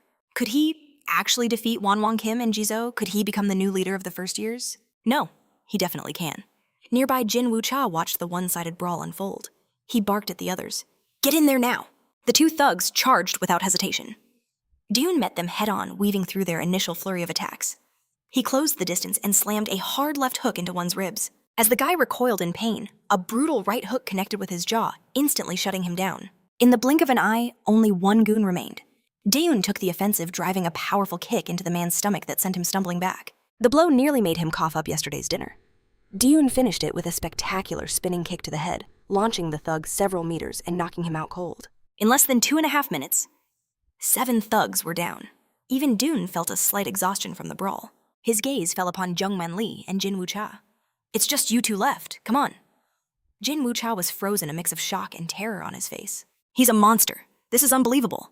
But Jungman Lee pointed out his strategy to Jin Wucha. He's dealt with group fights before. When those two charged him together, he positioned himself so they were in a straight line.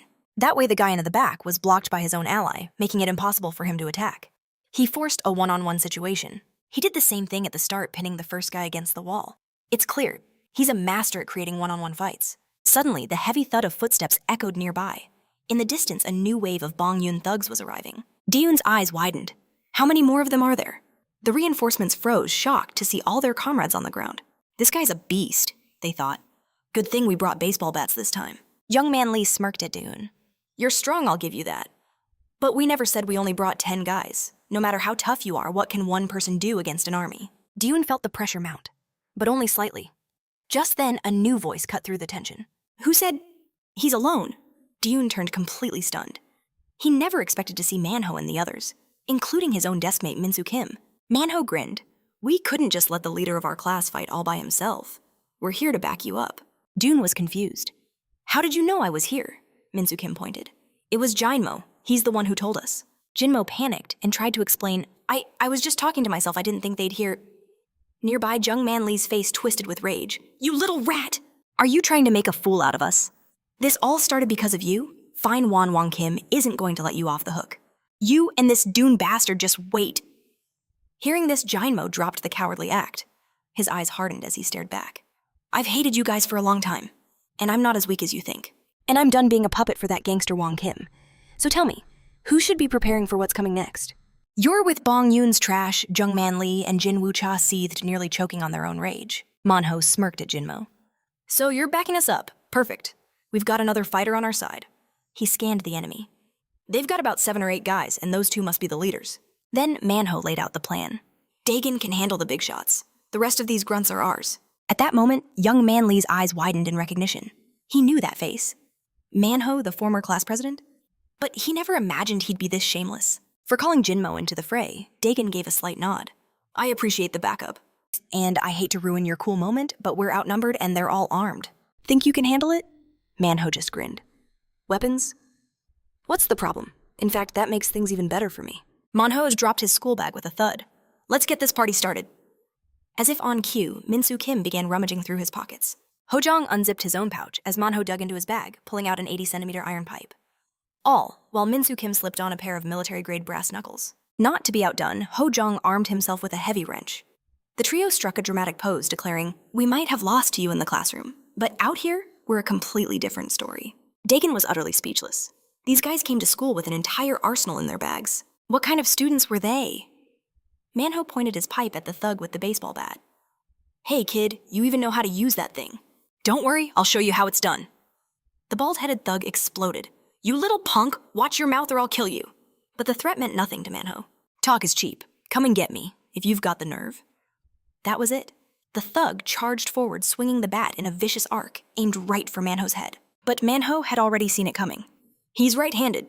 The attack will come diagonally from the upper right. His mind processed the trajectory in an instant. The next second, Manho threw a cloud of chalk powder right in his face. So much for a fair fight. As the thug recoiled, Manho slammed the iron pipe deep into his gut. He followed with a brutal kick to the groin, bringing the man to his knees. A final merciless kick to the head, and the baldy was out cold. The Bong Yoon thug stood frozen in shock. What a completely shameless fighter Manho had already snatched the fallen thug's bat. Eyeing the rest of them, he warned, "You grunts better not interfere with the main event." But Manho's dirty tactics had already planted a seed of fear, making them hesitant to move. Noticing their fear, Manho taunted them. "If you won't come to me, then I'm coming for you." The lackeys reluctantly moved forward, but one's wild attack was easily dodged by Manho, who countered with a punishing bat strike right to his backside. A heavyset goon tried to blindside Manho from behind, but was intercepted by Ho Jong, who sent him reeling with a solid punch. The thug was still sputtering about the cheap shot when Ho Jong brought his heavy wrench down with a sickening crack. Panic erupted among the enemy ranks. "These guys are all insane," one shouted. "Grab anything you can use as a weapon." One goon snatched a beer bottle, but as he hesitated, Min-soo Kim's brass-knuckled fist smashed into his face without a second thought. Another thug saw an opening and lunged for Min-soo Kim's blind spot. But in that instant, Jinmo exploded into action, sending the attacker flying with a powerful kick. Jin Woo-cha could only stare dumbfounded. The battlefield was pure chaos. Dagon smirked. "So much for your advantage in numbers. Now let's see what you can really do." Jin Woo-cha knew it was time to step in, but Jung Man Lee held up a hand. "I'm a wrestler. A one-on-one fight is where I shine. Let me test his power alone first. If it looks bad, you jump in." With that, he dropped into a low wrestling stance.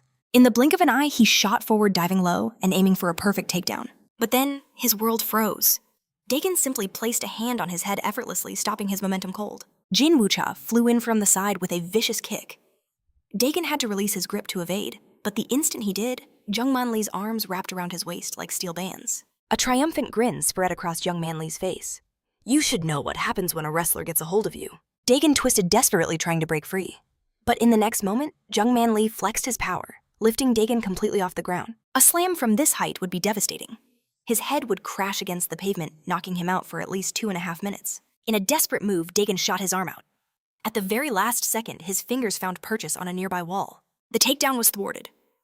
Thrown off balance. Jung Man Lee stumbled, but even as he fell, his iron grip on Dagon remained unbreakable. He knew he had found Dagon's weak point, and he refused to let go no matter what. Dagon used the momentum rolling hard and reversing their positions. He broke free and pinned Jung Man Lee, raising his fist to deliver the final blow. But at that critical moment, Jin Woo-cha charged in again. Dagon had no choice but to leap back, creating distance to avoid the strike. A flicker of concern crossed Dagon's mind. These two fought with perfect coordination, making it nearly impossible to find an opening. They switched tactics in an instant, with Jin Woo-cha taking the lead. He closed the distance with a soaring kick, which Dagon narrowly dodged by ducking. Jin Woo-cha flowed seamlessly into another spinning kick. This time, Dagon chose to brace for impact, defending instead of launching a reckless counter. And in that moment of defense, Dagon saw the pattern. He finally realized Jin Woo-cha's entire fighting style was built around his powerful kicks. In a flash, he exploded forward, closing the distance. Jin Woo-cha read his intent, instantly backing away with lightning speed. Dagon analyzed the battlefield in an instant. He realized Jung Man Lee was just waiting for an opening, waiting for him to either slip up or gain the upper hand. And just like that, he'd cracked their two-man attack pattern. So Dagon shot towards Jin Woo-cha, intending to take him out first. As Jin Woo-cha's attack flew, Dagon sidestepped with fluid grace, intentionally revealing a gap in his defense. Jin Woo-cha's fist sliced through empty air as Dagon dodged. In the next moment, a fist erupted from beneath his guard, flying straight for his face. 2.5 seconds later, the searing pain finally registered in Jin Woo-cha's mind. By the time his vision cleared, Jung Man Lee was standing guard in front of him. That's when it hit him. The world had vanished for a split second. If Jung Man Lee hadn't stepped in at that exact moment, it would have been all over. He had to use this brief respite to recover and desperately search for a weakness in Dagon's flawless technique. Just then, Jung Man Lee dropped low, going for another takedown. But Dagon was faster, his hand clamping around his neck. That feint was pathetic. A child could see through that move. Seeing the situation worsen, Jin Woo-cha charged in again, launching another attack. But this time, Dagon shoved Jung Man Lee forward, using him as a temporary shield. Just as Jin Woo-cha's kick sailed towards Dagon's head, Dagon dropped low in a flash. A perfect slide tackle swept his opponent's other leg right out from under him. Jin Woo-cha's balance shattered, sending him crashing to the ground. Without hesitation, Dagon's foot shot up and slammed directly into his face. He instinctively threw his hands up to block, but Dagon's fist found the opening, connecting squarely with his temple. With that single devastating blow, his world went black. With his opponent down, Dagon coolly brushed his hair aside, his gaze falling on young man Lee. And then there was one. Are you going to walk away? Or do I have to make you? Dagon advanced slowly. It's time to end this farce. Young man Lee was completely stunned, his mind racing. He couldn't see a single path to victory. And yet, he charged forward anyway. In the blink of an eye, Dagon's fist filled his entire vision. He had no time to react. The impact sent him stumbling back, barely able to stay on his feet. Before he could recover, Dagon surged forward, grabbing him by the waist. A powerful takedown slammed him onto the unforgiving ground with Dagon mounted on top. Young man Lee struggled to escape, but his strength was gone. Dagon raised his fist and brought it down without an ounce of hesitation. After a merciless beating, young man Lee finally broke. Please, stop, I surrender. I'll never interfere with Golden Dragon High's affairs again. But hearing this only seemed to fuel Dagon's rage. He landed another brutal punch, then grabbed him by the collar. You think I'll stop just because you begged? Today you pay the price for backing Manhwa Recap. Why take this beating for a loser like him? Do you really think he's the one who'll rule Golden Dragon in the end? Is it him, or is it me, the one who has you at his mercy right now? Meanwhile, Manhwa and the crew finished cleaning up the rest of the thugs. Dagon released young man Lee, his voice dripping with ice. You'd better think very carefully about your future. Take your friends and get out of my sight. At that moment, a wave of crushing regret washed over young man Lee. He never dreamed the chasm between their strength was this vast. With the battle over, Dagon turned to leave. Manhwa quickly spoke up. Hey, did you happen to bring any weapons today? Want to go teach that despicable Manhwa Recap a lesson? But Dagon just shook his head. Forget it. I'm kind of tired today, and thanks for the help. Hearing his words, Manhwa Hojang and Minsu Kim flushed with pride, saying, Don't mention it. Those guys are all cut from the same rotten cloth. Then Dagon's gaze shifted to Jinmo, who immediately snapped to attention, terrified. What was going to happen now? Dagon simply said he wouldn't do anything today, saving it for another time. He then asked if Gina and Yarrow were hurt. Seeing that the danger had passed, the adrenaline left Yarrow's body and her legs gave out. Dagon caught her in an instant. Are you all right? Held in his arms, Yarrow's face flushed crimson. She quickly regained her composure and said, I'm fine. Hearing her, Dagon sighed. Sorry about the mess today. I got you involved in this. Yarrow started to protest, but Gina cut her off, her voice sharp. Actually, it is your fault. Your very existence is a mistake. All you do is fight everywhere and intimidate innocent people. You're no better than the trash lying on the ground. None of you are good people. To me, you're all nothing but thugs who solve everything with their fists. People like you should just crawl into a hole and disappear. And with that said, she pulled Yarrow away. Her words stung, but the group couldn't find a single thing to say in their defense. Once they were a safe distance away, Gina apologized to Yarrow. Sorry I lost my temper. It's just, even though he saved us, I can't see them as good people. She decided to give up on observing Dagon. Whatever his connection to Sammy Lee is, it won't affect my plans. She then told Yarrow, I'll see you around. I'm going to visit Jian at the hospital today. Seeing this, Yarrow just waved goodbye. She understood Gina's strange and bitter reaction all too well. Her own brother had been a victim of school violence and was now in a vegetative state. At the hospital, Ina contemplates the nature of bullies. They know they're inflicting pain on others.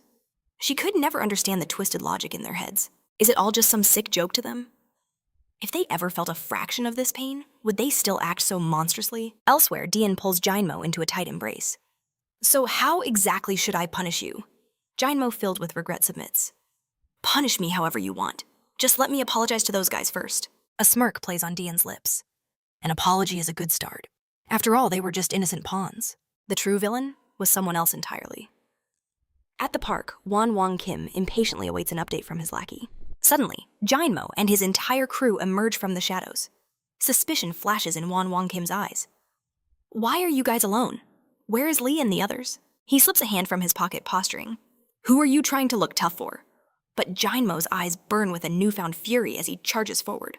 Towering over him, Jinmo unleashes a devastating punch.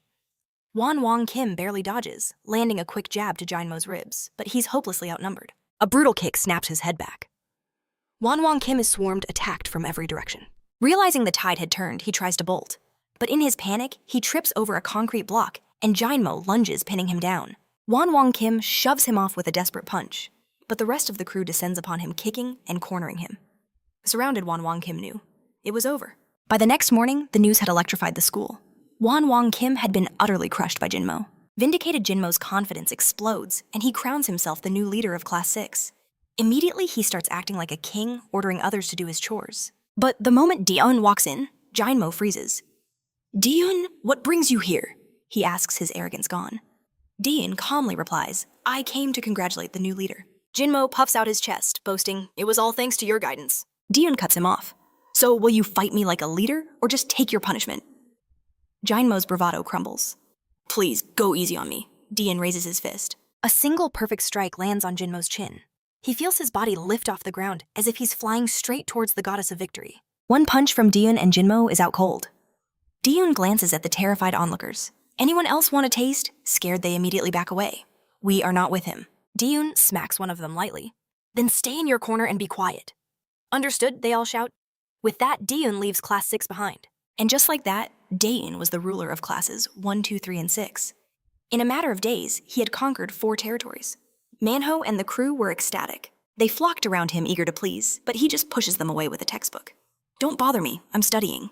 Hojong is shocked. "That seemed even lighter than last time. Hey Dion, when will you take us to a PC bang?" "I reached Gold League recently." Dion adjusts his glasses with a sigh. "You guys are a real pain, but I guess I can go with you just this once." The news sends them into a frenzy of excitement. Only Manhwa mutters awkwardly, "I think I'm still in bronze." Hojang immediately shushes him. Nearby, Masu Kim adds, "If you dare drag Dion down, I will attack your chin with a brass knuckle." At that moment, Jui Park chimes in. "I want to go too." Masu Kim scoffs. "You want to play? I'd be ashamed to be seen with you." In the next second, a fist connects squarely with his face. Jui Park glares. "Why are you talking so much? I'm just going to play some kart racing near you guys." Nearby, Manhwa and Hojang quickly jump in to hold her back. Watching the chaos, a satisfied smile spreads across Dion's face.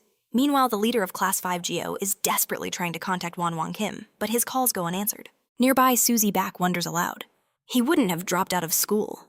Right, it can't be that bad. He didn't really lose to the transfer student, did he? Geo recalls Won Kim's words, realizing that Coward probably won't come to school anymore. Just thinking of Dion makes Suzy Back's heart race. That guy isn't just handsome, he's a monster in a fight. She asks Geo if he plans to fight Dion, but Geo admits he isn't sure he could win. Suzy then suggests a new strategy. "Why don't you team up with leaders from other classes?" Geo says, "I thought about it, but now only classes 4, 5, 7, 8, and 9 are left." "But weren't you interested in those power rankings? Why do you seem so invested this time?" Suzy recalls the first time she saw Dion involuntarily calling him her brother. The memory makes Suzy blush with embarrassment. She wants to find a chance to intimidate Dion a bit. After school, Dion and the others go to a LAN house to play. However, his gaming skills don't seem that strong. The group keeps losing games. Msu Kim can't help teasing. "Dion, are you really in gold? You didn't hire someone to boost your account, did you?" Hearing this, Jui Park intervenes. "It's just a game. Why are you guys so excited Dion don't mind them? They are just a bunch of guys who go crazy for games." But in the next moment, Jui Park starts breaking the keyboard after losing a game. This scene leaves Dion completely perplexed. In the end, because they kept breaking keyboards, they were kicked out by the owner. The next day, the group is still bitter about the losing streak. Dion says awkwardly, "If the owner hadn't kicked us out, I would have eventually revealed my true skills." Then Dion stands up and says, "I won't talk to you guys anymore. I'm going to take a tour of the other classes." Dean knew returning to school wasn't just about crushing a few bullies. It was about a total takeover, a complete reorganization of power. With his plan in motion, Dean heads to the second-year classroom looking for one Mangjung Kim. The moment he steps inside, he hears Mangjung Kim's voice reporting, "I've been living a quiet campus life just as you commanded." Dean nods, asking, "That's good to hear. How's the hand?"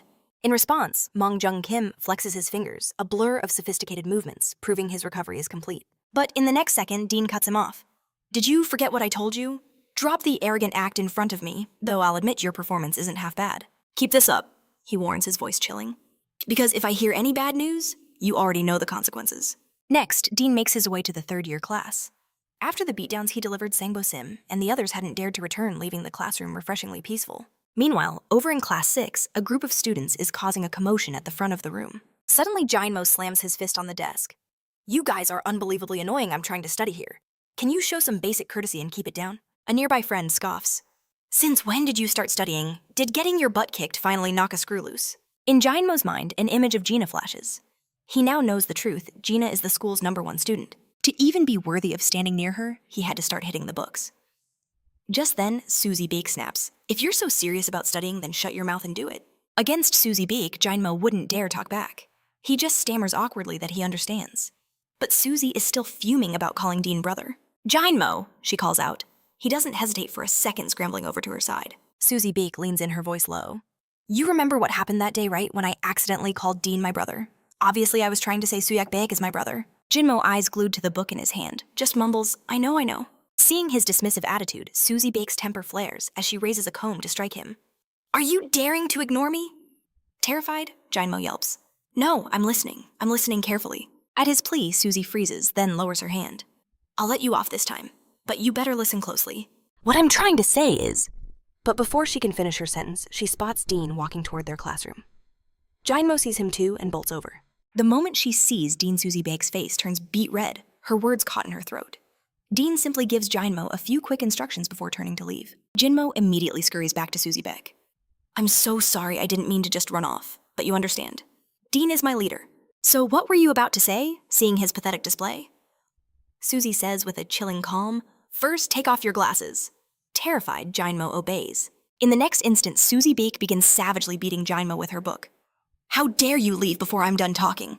Jinmo doesn't even try to defend himself, just whimpering over and over, I was wrong. After a few frantic moments, Suzy finally stops. It wasn't because she was forgiving him. She was simply afraid of breaking a sweat and ruining her perfect makeup. Suzy Baek then beckons Jinmo's own lackeys over. With a dark look, she commands, "Stomp him hard!" Without a shred of hesitation, the henchmen drag a terrified Jinmo outside and begin stomping on him in turns. "Sorry, Jinmo," they mutter, "we don't have a choice." At that moment, Suzy Baek's mind was already elsewhere, consumed with thoughts of how to handle Dean. Seeing Jinmo has had enough, she orders her lackeys to summon Gio. Soon, Gio arrives at class 6, and Suzy immediately grills him. "That thing I asked you about last time, what's the status?" "You mean teaming up with the other class leaders?" Gio replies. "I'm considering it. But why are you so interested all of a sudden?" "No reason," Suzy says with a flip of her hair. "I just feel like putting him in his place." Gio suggests, "Then why not just tell your brother?" But at this, Suzy's face turns shy. "No way, if I did that he might actually get killed. I just want to make him submit to me. I want him to worship me like a queen. You get it right? I just want to see him bow his head to me. Now hurry up and think of a way." Seeing her like this, Gio feels helpless. It seems the only path forward is to unite the other leaders. No matter what, Dean had to be eliminated. The plan was officially in motion: unite the class leaders and crush the transfer student. And at that very moment, in a dusty storage room on the school's roof, the remaining class leaders were gathered. The leader of Class 5, Gio himself. The leader of Class 8, Dusk Quack. The leader of Class 7, Sunung Hwanggu. The leader of Class 4, Dojin Park. And the leader of Class 9, Seong Hun Lee. Gio lays out his proposal, an alliance to take down Dean. But unexpectedly, Sunung Hwanggu rejects it flat out. "I'm not interested in rankings. Besides, I don't think I'd lose to that new kid anyway." Dusk. Quack chimes in with a smirk. "I don't think we're friendly enough to form an alliance. And I have to wonder why you're proposing this." He continues, his eyes locking onto Gio. "Are you that scared of one transfer student?" Hearing this, Gio's face darkens. "I'll let that comment slide this once," Gio growls. "But you better watch your mouth from now on." But Dusk Quack just shrugs. "And if I don't?" "What exactly can you do about it?" At this, Sun Hwanggu fans the flames. "Why don't you two just fight it out right now? After all," he adds with a grin, "you never did settle who was stronger last time." The leader of Class 4, Dojin Park, jumps in immediately. "Now that sounds like a great idea. Let's make it interesting. I'll bet 500,000 on Dusk Quack to win." And just like that, Gio's grand alliance was already crumbling into chaos. This meeting was a mistake, but in that moment, Sun Hwanggu declares, "I agree with the alliance." Dusk Quack immediately fires back. "Even if we form an alliance, what can we possibly do?" Sun Hwanggu calmly replies, "Before I share my thoughts, let's hear Jiok's plan." Jiok steps forward. As you've all seen, Dean is conquering classes at an incredible speed. With the old rankings shattered, we must form a new power to counter him. But in the next instant, Sun Hwanggu scoffs. "How utterly boring. Leave this talk of alliances to you, weaklings." Dojan Park chimes in, "I hate sharing my money, so count me out." At that, Dusk Quack doesn't hesitate and turns to walk away. As he leaves, he doesn't forget a final taunt. "An alliance, what a joke. Someone ought to use their brain." G can't contain his fury. "You stay right there, I told you I wouldn't let you run next time." But Dusk Quack remains completely unfazed. He waves a finger tauntingly. "I'll give you a chance to vent your anger. Let's see if you can even touch me." Just as a fight is about to break out, Seong Hun Lee steps between them. "Now is not the time for infighting. Listen to my analysis first. The next collection day is approaching fast. It's the real reason we want to become leaders. And the Golden Dragon's massive hall will attract every powerhouse there is. While I don't know your reasons, Sun Hwanggu and Dojin Park's goals are crystal clear. Their lust for money is on another level. They pretend not to care, but they will definitely make a move before collection day. So we just need to watch and strike after they do. Meanwhile, Dojin Park of Class 4 strolls back to his own territory. He's in a high-stakes gambling match with his classmates, but his luck seems to have run dry, and he's losing a mountain of cash. Seeing Dojin Park's growing frustration, the other student nervously says, "Hey, don't worry about paying me. Let's just wrap it up for today." But Dojin Park stares at his hand lost in thought. Then, in a flash, he unleashes a vicious slap. The student is sent flying completely stunned. Dojin Park cracks a sinister smile. "I'm feeling my luck turn around now. Let's go again." Elsewhere, Jizook has just returned to his classroom where Susie Beck is waiting. She asks if he managed to ally with the other class leaders. Jizook explains Jung Hun Lee's strategy. Hearing it, Susie Bach is utterly speechless. "In other words, you're doing nothing," she scoffs. "Fine, there's no other way. I'll have to take control of this situation myself." After class, Dojin Park and his crew are lounging in the park. A lackey warns him that collection day is close. "Should we start dominating more classes? We'll make even more money that way." A smirk forms on Dojin Park's face. "That's exactly what I was thinking. That new kid already controls 4 classes. We just need to get him out of our way." The minion grins. "Say the word and I'll open a betting pool for you guys." Dojin Park chuckles. "No problem, just give me some good odds and bet everything on me. We're about to make a huge profit." In that instant, a group of older guys approaches. Dojin Park and his crew immediately stand and bow. "Boss, what brings you here?" "How have you been? I heard you joined an organization after dropping out." The man replies, "It's true, but things are a little rough at the moment." The man then glances over his shoulder and says, "Client, I didn't expect my target to be one of my own juniors." To everyone's shock, it's the very same student who just lost a fortune to Dojin Park. The kid hired thugs to get his revenge. At this moment, the boss says, "Don't worry, little brother. I took your money, so I'll get the job done. Consider this me educating a junior." Dojin Park finally understands. "So you mean he paid you to teach me a lesson?" The big guy confirms it. "That's right. This is new territory for me. It's just business, so try to cooperate, all right." Hearing this, Dojin Park clutches his stomach and bursts out laughing. "This is just too much. You think you can act like a big shot just because you joined some gang? You're nothing but a hired goon for a student. How shameful." The man's face darkens with fury. "You're getting more disrespectful by the second. You should know who I am. I am Jai Jung-yuk from Tiger Construction Company." He slaps a heavy hand on Dojin Park's shoulder. "I am very disappointed in you. I think I'll have to teach you a real lesson today." Then the man clenches his fist, ready to throw a punch. To everyone's surprise, Dojin Park doesn't dodge and even steps closer. "Boss, your fist has gotten fatter. It feels so soft." It's hard to tell who's teaching who a lesson here. In the next second, Dojin Park strikes, sinking a powerful punch deep into the man's gut. The thug can't even straighten up from the blow. Dojin Park looks down at him. "Your resistance to impact is terrible. You should exercise more. I don't even want to touch a pig-like body like yours." Then he lands a devastating punch right on the man's face. The big guy flies several meters and slams hard onto the ground. Dojin Park seems dissatisfied. "Come at me all at once," he says to the others. Enraged by his words, the thugs hesitate for a moment before Dojin Park charges forward. These guys are no match for him. In just a few seconds, every single one of them is lying broken on the ground. The client was frozen solid, paralyzed by pure fear. Dojin Park's predatory gaze locked onto him. Without a second thought, the kid bolted. Dojin Park was closing the distance in an instant. But just then, the big goon launched a sneak attack.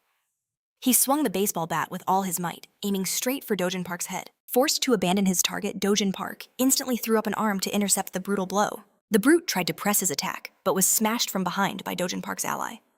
Seizing the opening, Dojin Park shot forward and slammed a fist directly into the thug's face. The impact sent the big guy flying, knocking him out cold for good. Dojin Park scanned the area for the runner, but the kid had vanished without a trace. Dojin Park had no choice but to let it go. The very next day, the moment Deegan stepped into school, Manhwa and his crew rushed over talking about collection day. "You're the boss of 4 classes now," they explained, "which means you're about to get your operational fee." "I mean, that's why you wanted to be the boss, right?" Deegan was completely lost. An operational fee. What was that? Just then, Mong Jung Kim appeared out of nowhere. "They call it an operational fee," he said, "but it's really a protection racket. The money goes straight to the class bosses. The more territory you control, the bigger your cut." Hearing this, Deegan made a declaration. "Starting now, that system is over. No one will collect any money?" Manhwa and the others panicked on the spot. "We can't do that. A portion of that money goes to the second years, and another slice goes to the third years. If we stop the payments, we'll be fighting the entire school. The fallout from that would be insane." Deegan paused to think. If the whole school was involved, the stakes were massive. But he steeled his resolve. "Isn't this why I came back to clean up this corrupted place? Whatever happens, happens." At that very moment, Jinmo burst onto the scene. Hey, someone's here to see Deegan. Deegan felt a flash of irritation. Why is everyone always looking for me, but to his utter shock, the person waiting for him was Susie Beck. The sight of her made Deegan snap. He instantly grabbed Jinmo by the scruff of his neck. Are you trying to get yourself killed?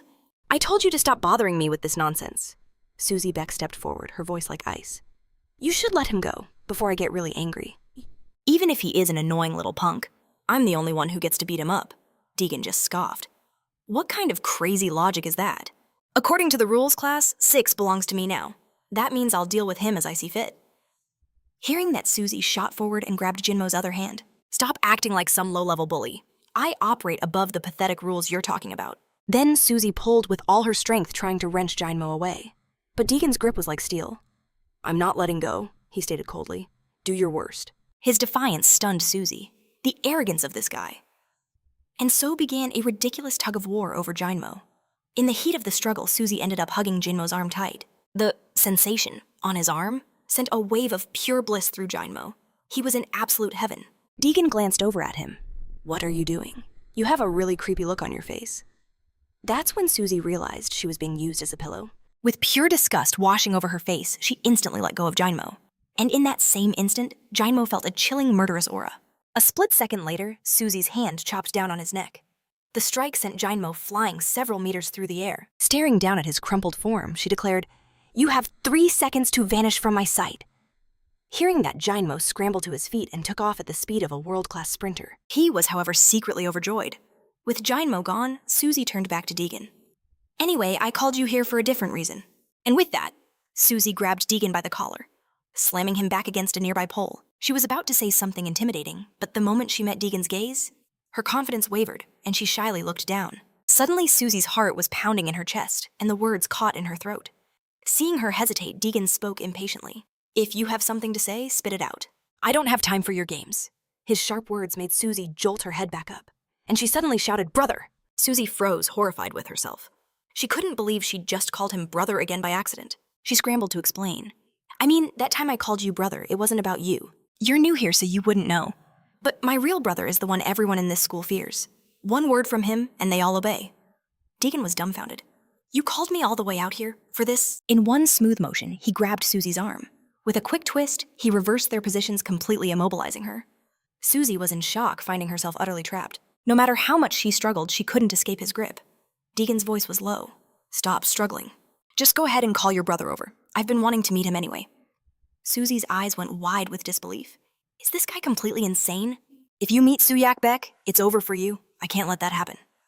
As the two continued to struggle, a group of figures approached in the distance. Leading the pack was the boss of the 4th class Dojin Park. One of his bald-headed lackeys recognized Susie immediately. Whoa, what are you two doing? A boy and a girl getting all clingy in broad daylight. Without missing a beat, Deegan shot back. What's it to you, Baldy? At that comment, Dojin Park, who was standing behind them, nearly burst out laughing. The bald guy's face turned thunderous. What? Did you just say seeing the guy's furious reaction? Deegan raised a hand apologetically.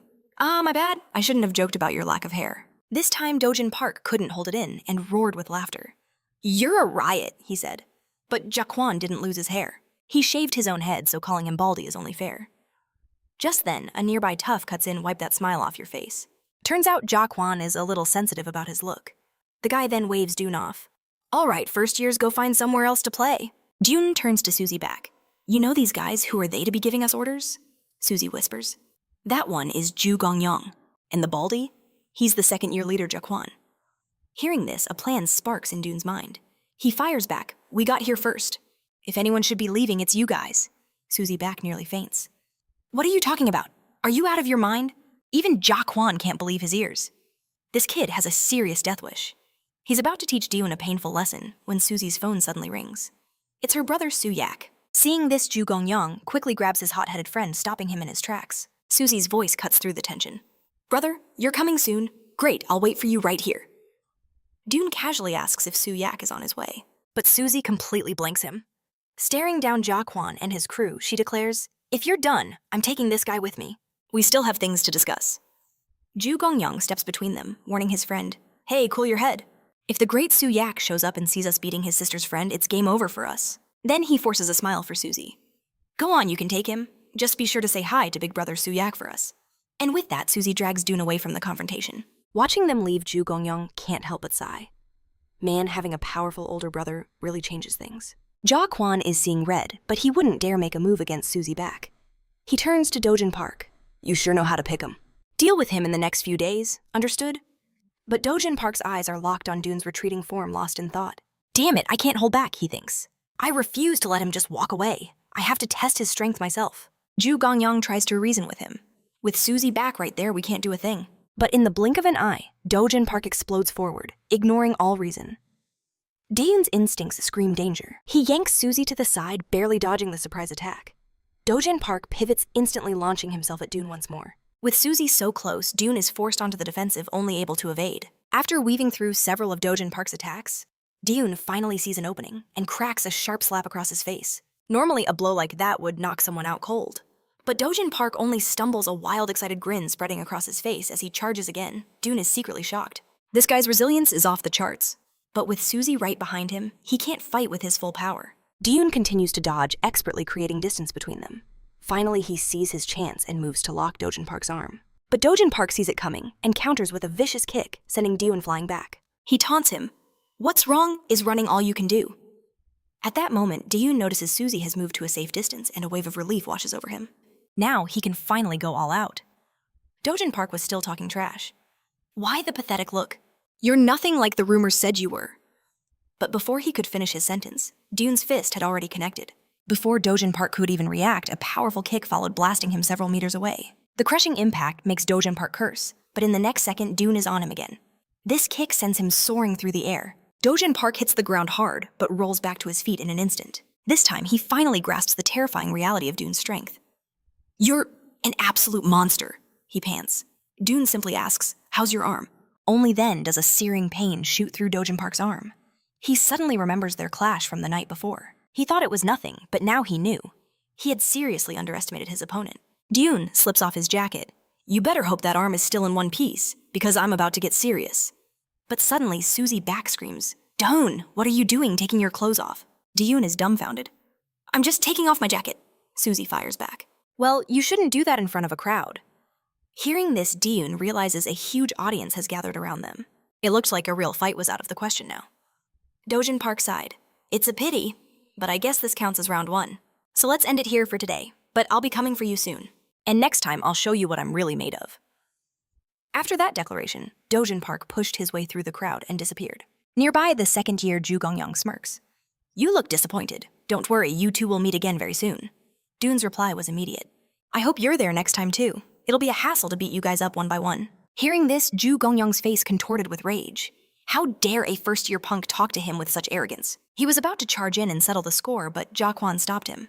You're a second year. Don't let a freshman get under your skin. It's beneath you. Forced to swallow his anger, Ju Gongyang shot Dune one last hateful glare before leaving with his crew. Dean held his ground, knowing a brawl here would be a foolish move. Nearby, Suzy Bake glared at Daegun, scolding, Are you out of your mind? You don't just provoke a second-year boss. I get that you're strong, she warned, but the second years are in a completely different league. She then added with a slight blush, And thanks for before, but next time don't squeeze a girl's waist so hard. Daegun looked puzzled. I didn't sense any danger. I thought I was just being helpful. By the way, didn't you say Soo-hyuk Baek was coming? Suzy Baek let out a sigh. I only said that to save your neck, you idiot. I was bluffing. You were acting like you had a death wish challenging them. And why are you so obsessed with meeting my brother? If you actually run into him, you're finished. You should be worried about the first years for now. Every other class boss is already plotting to take you down. With that final warning, Suzy Baek turned and walked away. Daegun felt a surge of helplessness. It seemed meeting Soo-hyuk Baek wasn't happening today. If I'd known, he thought, I would have just dealt with that second-year baldy. Still, I have to find Soo-hyuk Baek about that protection money. That Dochan Park guy is built differently, though. Just a glance at his shoulders tells you he's not someone to be taken lightly. Still, for him to withstand my punch, it's surprising. Maybe I'm still rusty and haven't gotten my old instincts back yet. I hope he can take a few more hits next time. I need a real fight to get my groove back. The scene shifts, showing Daegun and his crew studying together. Just as Daegun was getting into the flow of studying, a shadow fell over him. Dochan Park had appeared holding a book. Manhwa and the others immediately tensed up, sensing that Dochan Park's presence meant nothing but trouble. Dochan Park walked straight to Daegun's table. I came for a chat, but there's no room, he said. Then his eyes locked onto Jinmo. You, get up. Jinmo's heart sank into his stomach. I'm so screwed, he thought frantically. I know I stand no chance against him, but if I back down now in front of everyone, my reputation is ruined. Everything I worked for will vanish. So stealing his nerves, Jinmo stood his ground. Why should I give you my seat? Minsu Kim, watching from nearby, was horrified. Jinmo, you've got guts, but Daegun isn't going to save you. Seeing this defiance, Do-chan Park smirked instead of getting angry. He raised a hand in a threatening gesture, and Jinmo instinctively flinched away. Instantly embarrassed, Jinmo tried to play it off. It was a reflex, not fear, but Do-chan simply lowered his hand. I wasn't going to hit you. Let's play rock, paper, scissors for it. A wave of relief washed over Jinmo as the bizarre game began. Unsurprisingly, Jinmo lost. With a dignified air, he declared, I accept my defeat. The seat is yours. Turning to leave, Jinmo was secretly thrilled. He'd not only avoided a beating, but had also managed to save face. But in the next second, a hand clamped onto his shoulder. Where do you think you're going? Do-chan Park asked, before landing a vicious slap across Jinmo's face. I never said the bet was for the seat, he sneered. You lost the game, so you face the penalty. The force of the blow sent Jinmo flying. Manhwa and the others could only shake their heads. That dude has the worst luck. After putting Jinmo in his place, Do-chan Park calmly sat down opposite Daegun. Daegun expected an immediate fight, but Do-chan spoke first. I'm not here to fight today, but our clash is inevitable. So why not put some stakes on it? Let's make a real bet. Meanwhile, in the second year's domain, Ju Gongyang, the notorious boss of Class 8, was holding a meeting. Is the stage set? Ju Gongyang inquired. Sung-hoon Lee confirmed, everything is prepared, sir. All we have to do is lead them to the gym. Ju Gongyang nodded. And what about the transfer student? Have you seen him in action? How skilled is he? Sung-hoon replied. I haven't seen it myself, but anyone who can take down Sang-ho Shim is definitely a force to be reckoned with. Ju Gongyang's gaze sharpened. And what is your assessment of Do-chan Park? He's an interesting one. He has the aura of a one-man army. His presence alone is enough to intimidate people, mostly due to his unique physical advantages. The phenomenal flexibility and elasticity in his muscles generate incredible destructive power. However, those who rely solely on natural talent are often lacking in actual technique. Back at the table, Do-chan Park was having an internal meltdown. He had just played rock, paper, scissors against Daegun repeatedly and hadn't managed to win a single round. Unwilling to accept defeat, Do-chan was ready for another round, but Daegun waved him off. I'm finished. Even if you had won, I would have agreed to your terms. Do-chan's eye twitched. What does he mean, even if I had won? But in the next moment, he remembered the real reason he was here. This wasn't the time to get hung up on winning or losing a childish game. Getting to his feet, Do-chan prepared to leave. Remember what you promised. Don't you dare back out. This Friday at the gym. Daegun replied without hesitation. No problem, but you should get that arm of yours fixed first. I don't want to hear any excuses later. After Do-chan left, Manhwa hurried over to Daegun. I don't know why you threw the game on purpose, but did you really have to accept that bet? Even if a fight between you two was going to happen, doing it on the second year's home turf is just too suspicious. He could smell a trap a mile away, but this was also the perfect chance to deal with the second years. But in that moment, another figure appeared seeking out Dion with a desperate look. The young man hesitated, then finally spoke his shocking request. Could you throw the match against Do-chan Park? Dion was speechless. What nonsense are you spouting? He demanded. The man explained, your fight with Do-chan Park. It's become a massive betting event. Almost everyone was placing wagers on the outcome, including the second years. But aside from that, he pleaded, I have a personal reason why you have to lose. Dion's confusion deepened. Losing to him would be difficult, he said flatly. What's your reason? The man stammered before the whole story tumbled out. He'd previously hired someone to teach Do-chan Park a lesson, a plan that backfired spectacularly, earning him a grudge. Just last night, Do-chan Park had hunted him down. After a brutal beating, he demanded the man pay him protection money. Then he dragged the man along to reclaim the 500,000 won he'd paid to the hired muscle. But the person they were looking for had vanished. Instead, a loan shark's advertisement on the wall gave Do-chan Park a sinister idea. In the end, Do-chan Park forced the terrified student to take out a high-interest loan, promising to pay it back only if he won the fight. So if you win, the man concluded, I won't get my money back. And I'll be trapped in debt to a loan shark. Before Dion could even process this, Jui Park exploded. You want him to throw the fight that badly? How about I beat you up first? But Dion stopped him. I can't lose to him, he stated calmly. But I'll help you. Are you good at English if you meet me after school? After school, Dion accompanied the man to the loan shark's den. He then said, I'm going up to check things out. You should head back now. The moment Dion went upstairs, a thug confronted him. You here for a loan? He sneered, leading him inside. The man asked for his grade and how much he needed. Dion, of course, had no intention of answering or borrowing a single one. He quickly fabricated an excuse and turned to leave. The thug's patience snapped. He grabbed Dion's shoulder. Are you messing with me, kid? You don't look like you're here for money. Who the hell are you? Dion seized the man's arm in a vice-like grip. A wave of pain made the thug tremble. I said, Dion's voice was ice. I'm leaving. I'll let you go, he continued, but don't even think about following me. The thug desperately grabbed a nearby ashtray to attack, but Dion took him down in an instant. A single precise blow sent the man into unconsciousness. As Dion turned to leave, a stack of documents on the table caught his eye. He quickly scanned through them and found the loan contract signed by the student who had begged for his help. But in the next second, Dion froze. Tucked within the papers was a photograph of Chairman Lee, leaving him completely baffled. Suddenly, he heard footsteps approaching from outside. Dion moved to leave, but just as he reached the door, it swung open. The leader of the group spotted Dion. Who are you? He demanded, but his attention was immediately drawn to his unconscious subordinate. Thinking the man was just sleeping, the leader was distracted. I have to go, Dion said and slipped past them.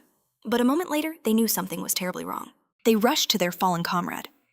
Hearing the shouts behind him, Dion broke into a dead sprint, disappearing into the streets before they could catch him. Once he was safe, Dion considered calling Sammy Lee about the chairman's photo, but ultimately decided against it. First, he would deal with Dojin Park. He pulled out his phone and checked the forecast. Rain on Friday. He grimaced. I really hate that.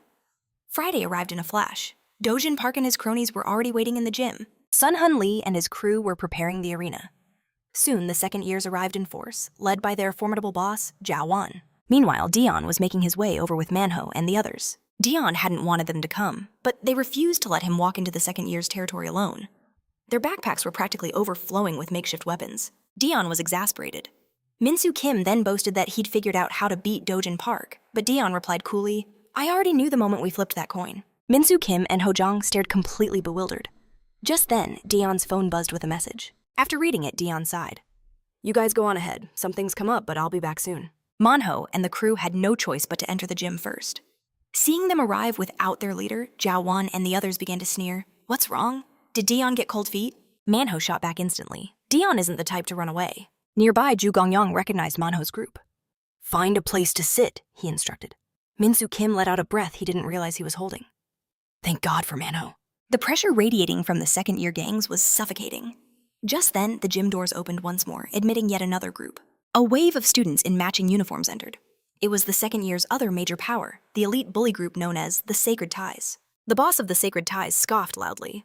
All this fanfare for a simple first-year squabble? At that moment, the boss of Class 9 Sun-Hun Lee spoke up. We had no choice, he said, his voice cutting through the noise. After all, that transfer student isn't just any freshman. Jiao Wan and his followers were visibly surprised by Sun-Hun Lee's presence. As Ju Gongyang directed everyone to their seats, the atmosphere in the gym grew thick with unspoken tension. After taking a seat, he immediately asked, when is that transfer student going to grace us with his presence? Manhwa no, and the others were on edge, praying Dune would appear soon. After an agonizing wait, Dojin Park's patience finally snapped, and he slammed his phone down.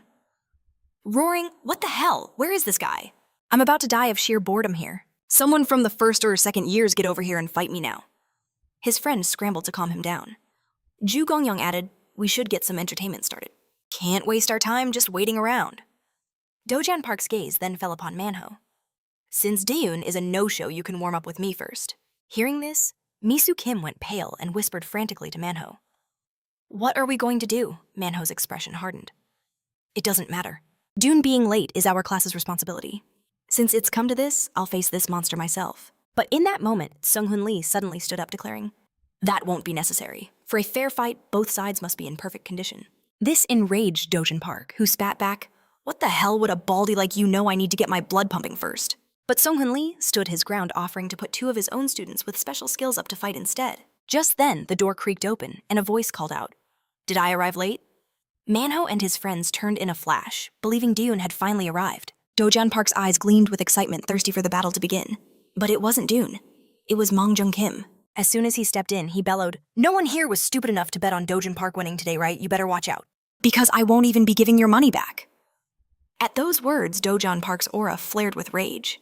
What did this insect just say? Min-Soo Kim hissed in panic. You idiot, shut your mouth. But Mangjung Kim, completely oblivious, continued.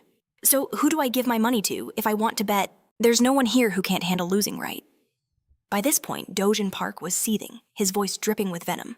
Mangjung Kim, you were the former boss of the second class, weren't you? Still not sensing the mortal danger he was in, Mangjung Kim boasted that while he was once a warlord, he now served the Great Dune. In the very next second, Dojin Park closed the distance and unleashed a devastating punch. The impact left Mangjung Kim completely paralyzed. But Dojin Park was far from finished. He grabbed Mang Jung Kim by the head and slammed him away. Today, I'll teach you what it means to be a blind fool who doesn't know his place. Mang Jung Kim tried to plead, but Dojin Park gave him no such chance. He followed up with a vicious kick. Nearby Manhwa watched in horror. What is happening? Suddenly, Jakin smirked. It's true, before the main course, you need an appetizer. Mang Jung Kim stood no chance against Dojin Park's relentless onslaught and was beaten to a pulp. This guy can't take a single hit. I didn't even finish my warm-up. He then roared, Manhwa, now it's your turn. But then a calm voice cut through the tension from the gym entrance.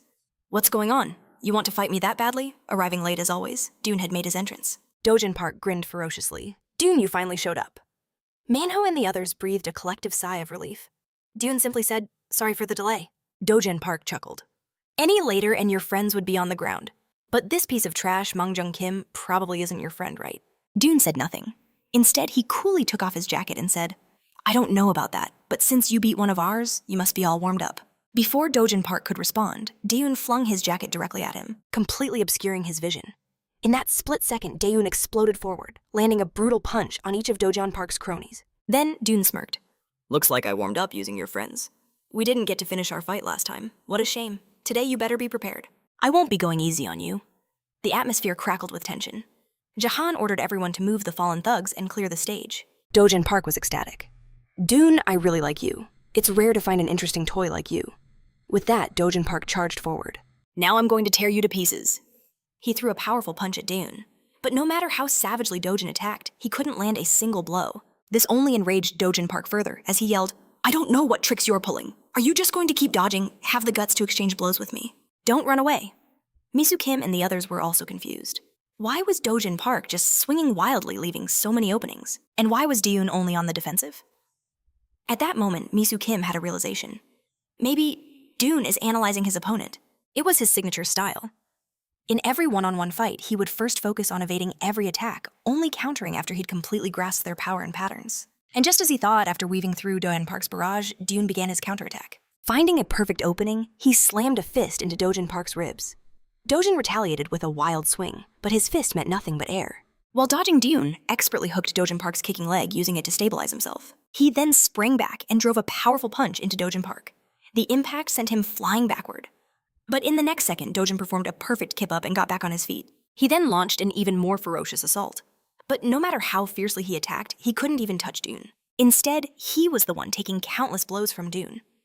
Finding another opportunity, Dune landed a crisp slap across Dojin Park's face. And while Dojin was stunned from the humiliating blow, Daeun followed up with a devastating horizontal kick straight to his abdomen. A single brutal kick sent Dojin Park soaring through the air. After tumbling for meters, he finally ground to a halt. The crowd stared in disbelief. How could Dean send a powerhouse like Dojin Park flying when Dojin couldn't even lay a finger on him? Sun Hun Lee observed coolly. If he keeps using those wide, reckless attacks, he will never land a blow on Dean. Dojin Park couldn't help but grit his teeth. You hit hard, damn it. Dean simply replied, I'm surprised you're this tough. It seems you'll make for a decent warm-up. Dojin Park was stunned. A warm-up? You think this is a warm-up? Good, because I'm just getting started too. With a roar, Dojin Park charged forward once more. But the result was brutally the same. No matter how he attacked, his fists only met empty air. A knowing smile played on Dean's lips. This guy still doesn't get it, he thought. Fighting like this, he has zero chance of winning against me. What a pity. He hasn't figured out what truly matters in a fight. Until he does, all that power is useless. He's just a punching bag. The spectators finally realized something was fundamentally wrong. And then Manhwa saw it too, the critical reason why Dojin Park was being utterly dominated. Dojin Park possessed an incredible body, but he relied too heavily on its raw power. His attacks were pure brute force, completely lacking in technique. In the past, his overwhelming physique was enough to cover for his lack of skill. But this time his opponent was Dean, who possessed both power and technique. Dojin Park's entire fighting philosophy began to crumble. He couldn't understand why his attacks weren't connecting. Dean taunted him casually. Try harder, I'm starting to get sleepy. Didn't you say you were going to tear me apart? Meanwhile, Susie Beck had just heard from Jizio that Dean was fighting the second years, and she immediately broke into a run. Susie Beck thought to herself, that absolute idiot is insane. If that guy was still running his mouth at the seniors like before... The thought made Susie Beck quicken her pace. Back at the fight, Dean's taunts hit their mark. Dojin Park slapped himself hard across the face twice. Trying to reset his focus, he seethed, I've endured enough. It's my turn to attack now, isn't it? Fueled by this thought, Dojin Park charged again. But the outcome was the same. He was sent flying by another of Dean's kicks. Undeterred, Dojin Park scrambled up and lunged forward once more. But he couldn't change his fate. Unable to even touch Dean, he was trapped in a humiliating one-sided beatdown. Finally, after who knows how many blows, Dojin Park's body gave out completely. He had lost all ability to resist. Seeing his opening, Dean grabbed his head and viciously slammed it into the floor. Everyone was stunned, silent, never expecting Dojin Park to lose so pathetically. Dean then turned his cold gaze to Kuan. Thanks for the warm-up. Now it's your turn, Baldy. But from behind him, the fallen Dojin Park staggered to his feet. Did I give you permission to call the next fighter? This battle is just getting started. The crowd gasped in shock. No one expected him to stand up again. The sheer madness in Dojin Park's eyes made everyone hesitate to interfere. Dean spoke softly. You should wipe your mouth, it's bleeding. Dojin Park replied, I get it now. You've been reading my fighting style. But tell me, what will you do when your body can't keep up with your mind? Siangu commented calmly, it seems the real fight is only beginning now. Dojin Park is running on nothing but the will to win. It's like something out of a movie where a character gains immense power in an extreme situation. Dojin Park prepared to dash. With an explosive burst of speed, he closed in on Dean. But in the next instant, a fist slammed into the side of his head. What were you saying, kid? Dojin Park was completely bewildered. This wasn't how the script was supposed to go. And then Sun Hanggu muttered awkwardly, I guess those movie scenes don't really happen in real life. Dean then turned his attention back to Kuan. I heard you guys are collecting protection money from students. What are you, a bunch of thugs who gave you permission to do that? Aren't you students too? As of today, the protection money stops, or else you'll all end up like Dojin Park. Up on the stage, Kuan simply said, it seems you still don't understand the situation. Collecting money is just a formality. We're giving the students spiritual freedom. Before he could finish, Dean cut him off. What are you, some kind of bald monk? Get down here and I'll show you what a real headbutt feels like. Kuan hadn't even responded yet. Nearby, Jongyang couldn't hold back his anger and cursed, just who the hell do you think you are? That's when the true boss of the Sacred Ties spoke coolly. Kids these days have no manners. A mere first-year student trying to end our long-standing tradition. Never mind. I won't waste any more words on you. We'll let your body learn the hard way. At his signal, every member of the Sacred Ties stood up and began to swarm Dean, attacking him without hesitation. Seeing this, Manhwa despaired and was about to help, but in the next second, he saw a figure fly right past him. Dean called out, no need to help, just watch. These second-year kids were no match for him. In an instant, most of them had already been taken down. Now it was Zhu Gongyang, and the others turned to be shocked. They never imagined a single person could handle so many opponents at once. Just then, an attacker lunged from the shadows, swinging a bench at Dean's back. Manhwa screamed a warning, desperate to help, but in the blink of an eye, the assailant was sent flying with a contemptuous slap. Manhwa froze, his mind reeling. What just happened? The one who struck was Dojin Park, miraculously back on his feet. The second year's face was twisted with fury. What the hell do you think you're doing? The other thug charged at him only to be swatted away like a fly. Dojin Park was like a different person now. A predatory grin sprayed across his face as he stared at Dean. This isn't over yet, but looking at you, you've probably got one attack left in you, so as a special treat, I'll show you my true strength. Manho's jaw dropped as Dean for the first time took a real fighting stance. Hearing this, Dojin Park merely scoffed. I don't know what you're plotting, but my body feels incredibly light. In this state, I can definitely tear you to pieces. He surged towards Dean like a maddened beast, but Dean remained perfectly still. His eyes were locked on his opponent. As Dojin Park was about to land a blow, Dean exploded into motion, striking first with a lightning-fast uppercut. The punch connected squarely with Dojin Park's chin. He never even saw the fist that knocked him unconscious. Dean remained in his battle stance, the silence deafening. Kuan stared in absolute shock. How is this possible? Why do I see the ghost of that man within him? Even the boss of the Sacred Ties was rattled. What just happened? Did that punch sound like a gunshot? Dean thought to himself. Looks like it's finally over. But Misu Kim quickly warned him not to say it out loud. This time, however, Dojin Park was truly finished, lying motionless on the cold floor. Dean reassured them. Relax, that single punch was his absolute limit. He then turned his cold gaze on Dojin's friends, ordering them to carry him away. Kuan couldn't stop staring at Dean, his entire body trembling with fear. One leg was shaking so violently it carved a line in the dust. He muttered, how can he have the same aura as that person? Zhu Gongyang's face went pale. That person, you don't mean Suhak Baek? At the mention of that name, Kuan was dragged back into a terrifying memory. He was reliving the day he first met Suhak Baek. Zhu Gongyang slapped him back to reality. What do we do now? But Kuan shook his head. It's no use. My skill level isn't enough to comprehend his power, but I know for sure no one here can handle him. Just then, Dean spoke. From now on, collecting protection money is over. If anyone disagrees, step forward now. But not a single soul dared to even breathe. Since there are no volunteers, I'll just have to pick someone. But as he raised his finger to point his phone suddenly rang. It was Sammy Lee. The moment he answered, Sammy Lee's urgent voice came through.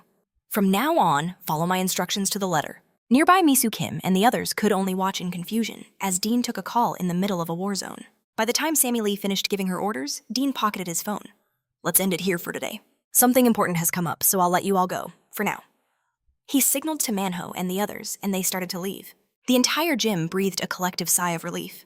But in the next second, Dean stopped at the door and turned back. I heard you plan on collecting again next week. If you dare, I absolutely will not let you get away with it.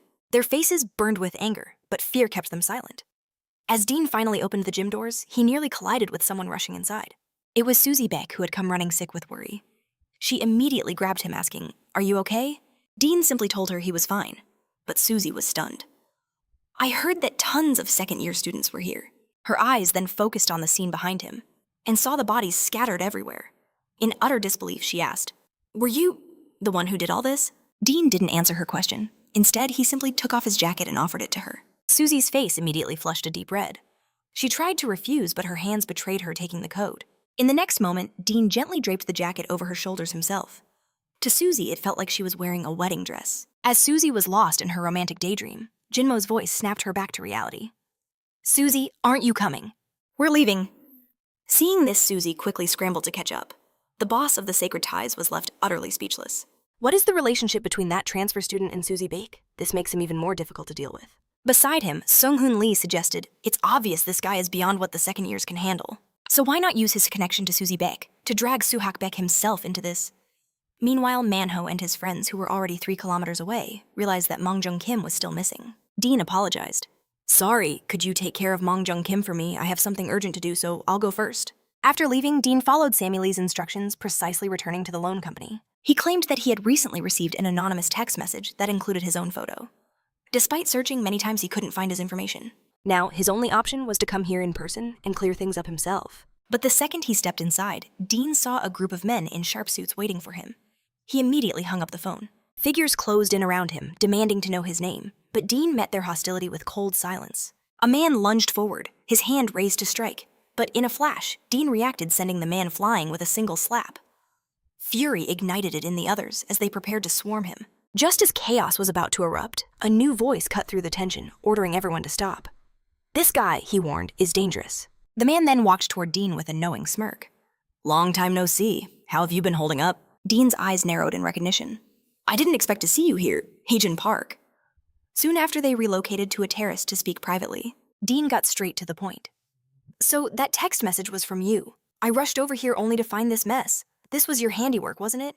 Heijin Park didn't deny it. "These fools have been digging into our business behind our backs. I heard your name while I was dealing with them," he continued, "and figured you were the one who got suspicious and started investigating our background. But don't worry," he added smoothly, "only I know about this." His eyes then scanned Dean's clothes. "What are you doing now? Is that a school uniform?" Dean's voice was sharp.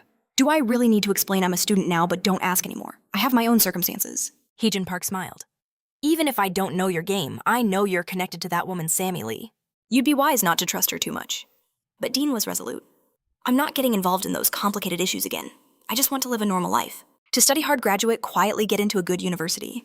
To live the ordinary life everyone else does." With that, Dean prepared to leave. "It was good seeing you, but next time I won't be so friendly. Don't interfere in my daily life." But just as he turned, Heijin Park's question stopped him cold. "Dean, can you really just focus on your studies?" Those words struck a nerve. He remembered he was no match for Jinmo in academics, and a wave of irritation washed over him. He spun around, his gaze piercing. "Don't you ever appear in front of me again." But as he walked away, a strange thought surfaced. Heijin Park said he had already handled his information. In that case, how did he know about his connection to Sammy Lee the next day after his victory over Dojin Park? A brief weekend break began. On that day, he joined Manhwa and the others at a baseball stadium to relax and clear his head. Seeing Dean, Manhwa immediately handed him a pen. Dean thought it was encouragement to study, but Manhwa scoffed. "What nonsense are you thinking? This," he declared, "is for you to use as a weapon." After saying that, Manhwa proudly strode into the batting cage. Juhui Park stepped closer and gently took Dean's arm, saying, "Let's go watch them." When they went up, Manhwa and the others were already playing. Dean smirked, curious to see Manho's supposed skills. Manhwa struggled awkwardly with the bat, and in the next moment, he didn't hit a single ball. Seeing this, Dean couldn't help but mock him. "You're playing terribly, Manhwa." But his friend replied instantly, "What's the hurry? This is a new bat. I was just testing the field. All right, now I'll use that one. The next baseball flew right over, and this time Manhwa hit it precisely. A perfect home run. How did he suddenly get so good? Manhwa explained proudly. This is thanks to the special baseball technique I researched. It's actually very simple. You just have to look at the ball slightly cross-eyed. That way your focus blurs and you see everything duplicated. The ball is no exception. When the two balls merge into one, that's your moment to strike. Dean was left speechless. For the sake of humanity, just call me if you get in a fight. Then Hojang jumped in, declaring it was his turn. The ball flew out, but Hojang just took the hit right in his stomach. Misuk Kim asked, "What are you doing? Why didn't you hit the ball?" Hojang grunted, "I'm not here to play. I came to train my resistance." Hojang once endured a punch from Dean. But after seeing Dojin Park get beaten so badly and still stand, I realized my future is in resistance. Dean sighed. You just had to say so. I could have helped you with that. Hojang dodged away quickly. Then Dean prepared to show his own skills. Suddenly, a couple of girls appeared staring at Dean. I wish I could be disciplined by those strong arms. Juhui Park immediately got annoyed and glared at the two. They weren't intimidated. Are you staring at us, you brat, want to die? Then their boyfriends showed up. What's going on? Who's staring? Which fool is messing with the Bongjin High School crowd? They looked at Manhwa and the others. Is it you? You punks. Which school are you from? Don't you know who we are? But the leader saw Manhwa and froze, instinctively protecting his lower parts as he recognized him. Manhwa raised an eyebrow. Do we know each other? What were you about to say? Before the guy could answer, his friend in green cursed. What are you talking about, you piece of garbage? The leader tried to pull his friend away, but he only got more heated staring at Mindy. He then spoke with dead seriousness. Do you want to have children with Mindy? Listen to me. If you mess with that redhead, things could go bad. Manhwa and the others were completely confused. One of the girls couldn't hold it in. What are you doing? He was the one staring at me. At that, Dean slowly turned his head. Utter confusion twisted his face. Then, seeing Dion, pure terror took over. A cold sweat dripped down his brow as he shoved his friend back. The kid in green scrambled ready to bolt. It was obvious now. He was one of the punks crushed in the fight with Bong Yoon. Elsewhere, Dojin Park was in deep trouble. A gang in black suits was hunting him down, and he had no idea why. He figured they were just debt collectors, but they attacked without a single word. Annoyed, Dojin Park fought back, dropping one of them with ease. The men in black were stunned. How could a mere student be this strong? Just then a new figure emerged from the shadows. Haejin Park. Stand down. I'll handle this one. An immense pressure washed over Dojin Park. Who are you people? This has nothing to do with you. Haejin Park simply cracked his knuckles. If you insist on resisting, I'll just have to end this quickly. Panic seized Dojin Park, rendering him speechless. It was over in an instant. Haejin Park loomed over him. You're broke, so how will you pay your debt? You'll have to use your body. Dojin Park was never seen at school again. After that incident, Dion tasked Do-hoon Kim with investigating all bullying cases and reporting back. This mission ignited a new fire in Do-hoon Kim. Suddenly, even the school's worst bullies showed him a sliver of respect. Riding the wave of Dion's fearsome reputation, Do-hoon Kim formed an anti-bullying committee, empowering victims to gather evidence. But two classes remained silent, classes 7 and 9. No representatives, no reports. In Class 9, one punk was making life miserable for everyone. He ignored every warning, sneering, You nerds just study all day and you're not even good at it? Ji Ina watched him sighing. Just take it outside. The guy scoffed. The real geniuses study out there. They don't waste time on trash like you. Ji Ina's patience snapped. You're making too much noise. How is anyone supposed to focus? The bully's face contorted with rage. You're so annoying. If you weren't a girl, I'd have already shut you up myself. Suddenly, Seung-hun Lee appeared. You, come with me. We need to talk. Seung-hun Lee dragged the punk into a corner and slammed him against the wall. You idiot. Why are you disrupting the class? Stop trying to be the center of attention. After a brutal lesson, the guy was a mess of apologies. Get lost, Seung-hun Lee said coldly. I don't want to see your face again today. Go home. He then pulled out his phone. Should we meet up? It's just the three of us left now. We can still make this work. At that very moment, Ji Seok and Daeok Gu Kwak were meeting. They were still reeling from the news that Daeon had dared to challenge the upperclassmen, while their leader Jiok remained silent. Daeok Gu Kwak finally broke the silence. So, what's the plan now? This rookie is telling everyone not to pay the protection fees, Jiok confirmed. It's true, we were about to start collections. We have to deal with him first. Seung-hun Lee's voice was grim. Dion is unbelievably strong, but he's crossed a line. Now he's made an enemy of the entire school. But don't worry, I've already got a plan. First we eliminate Dion, then we collect the fees just as we always have. Meanwhile, back with Dion, Do-hoon Kim was giving his report. That's when Susie Baek suddenly appeared. She handed Dion his clothes back. I accidentally got some makeup on it, so I washed it for you, she explained, flustered. Juhi Park immediately chimed in. Makeup just from wearing it, I bet you buried your face in it and took a big whiff, didn't you? Susie Bake's face turned bright red as she shot back. What are you talking about? But deep down, she knew he was absolutely right. The two began to bicker instantly. Seeing his chance, Manhwa asked Dion, if they start collecting fees again, are we really going to fight them? This is about the seniors' bottom line. Aren't we taking this too far? Dion just smiled. Don't worry, this is exactly what I was hoping for. Inside, his thoughts were sharp. Isn't this the very reason I came to this school? Let the show they've been waiting for finally begin. Elsewhere, Jiok gave his underling the order. Start the collections. His subordinate hesitated. Diok-gu Kwak, are you sure about this? That question sent Diok-gu into a rage. So you've heard the rumors too about the freshman who wants to stop the fees. With that, he dumped a can of soda over the kid's head. What a pain. Do you really think I would lose to some rookie named Dion? Diok-gu stood up, his eyes blazing. Have all the fees collected by tomorrow. Over in another classroom, Seung-hun Lee was perfectly calm. His vice leader approached him. Hey Seung-hun Lee, I'm sorry. I haven't heard you say a word about the fees. As vice leader, I can't do much. But do you need me to collect them for you? Seung-hun Lee simply smiled. Don't worry about it. That's the leader's job. He added, thanks for the offer, but just so you know, our class won't be collecting anything. At the same time, Diok-gu Kwak was on the phone with the seniors, letting them know the collections were about to begin. Just then, Seung-hun Lee appeared as if from thin air. Diok-gu lowered his phone. You wanted to see me? Seung-hun Lee asked. How are the collections going? Diok-gu smirked. We've already started. He then leaned in. So, have you taken care of Dion yet? Seung-hun Lee's expression didn't change. Relax, just act like you normally would.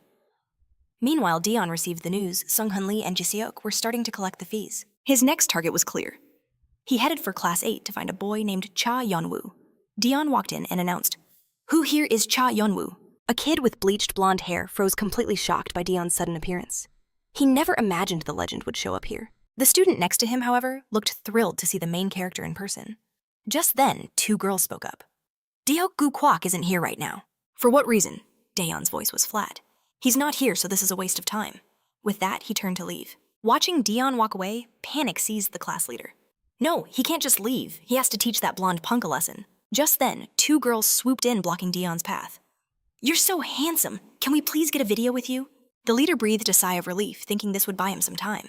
But his hope shattered in the next instant as Dion shot the girls down without a moment's hesitation.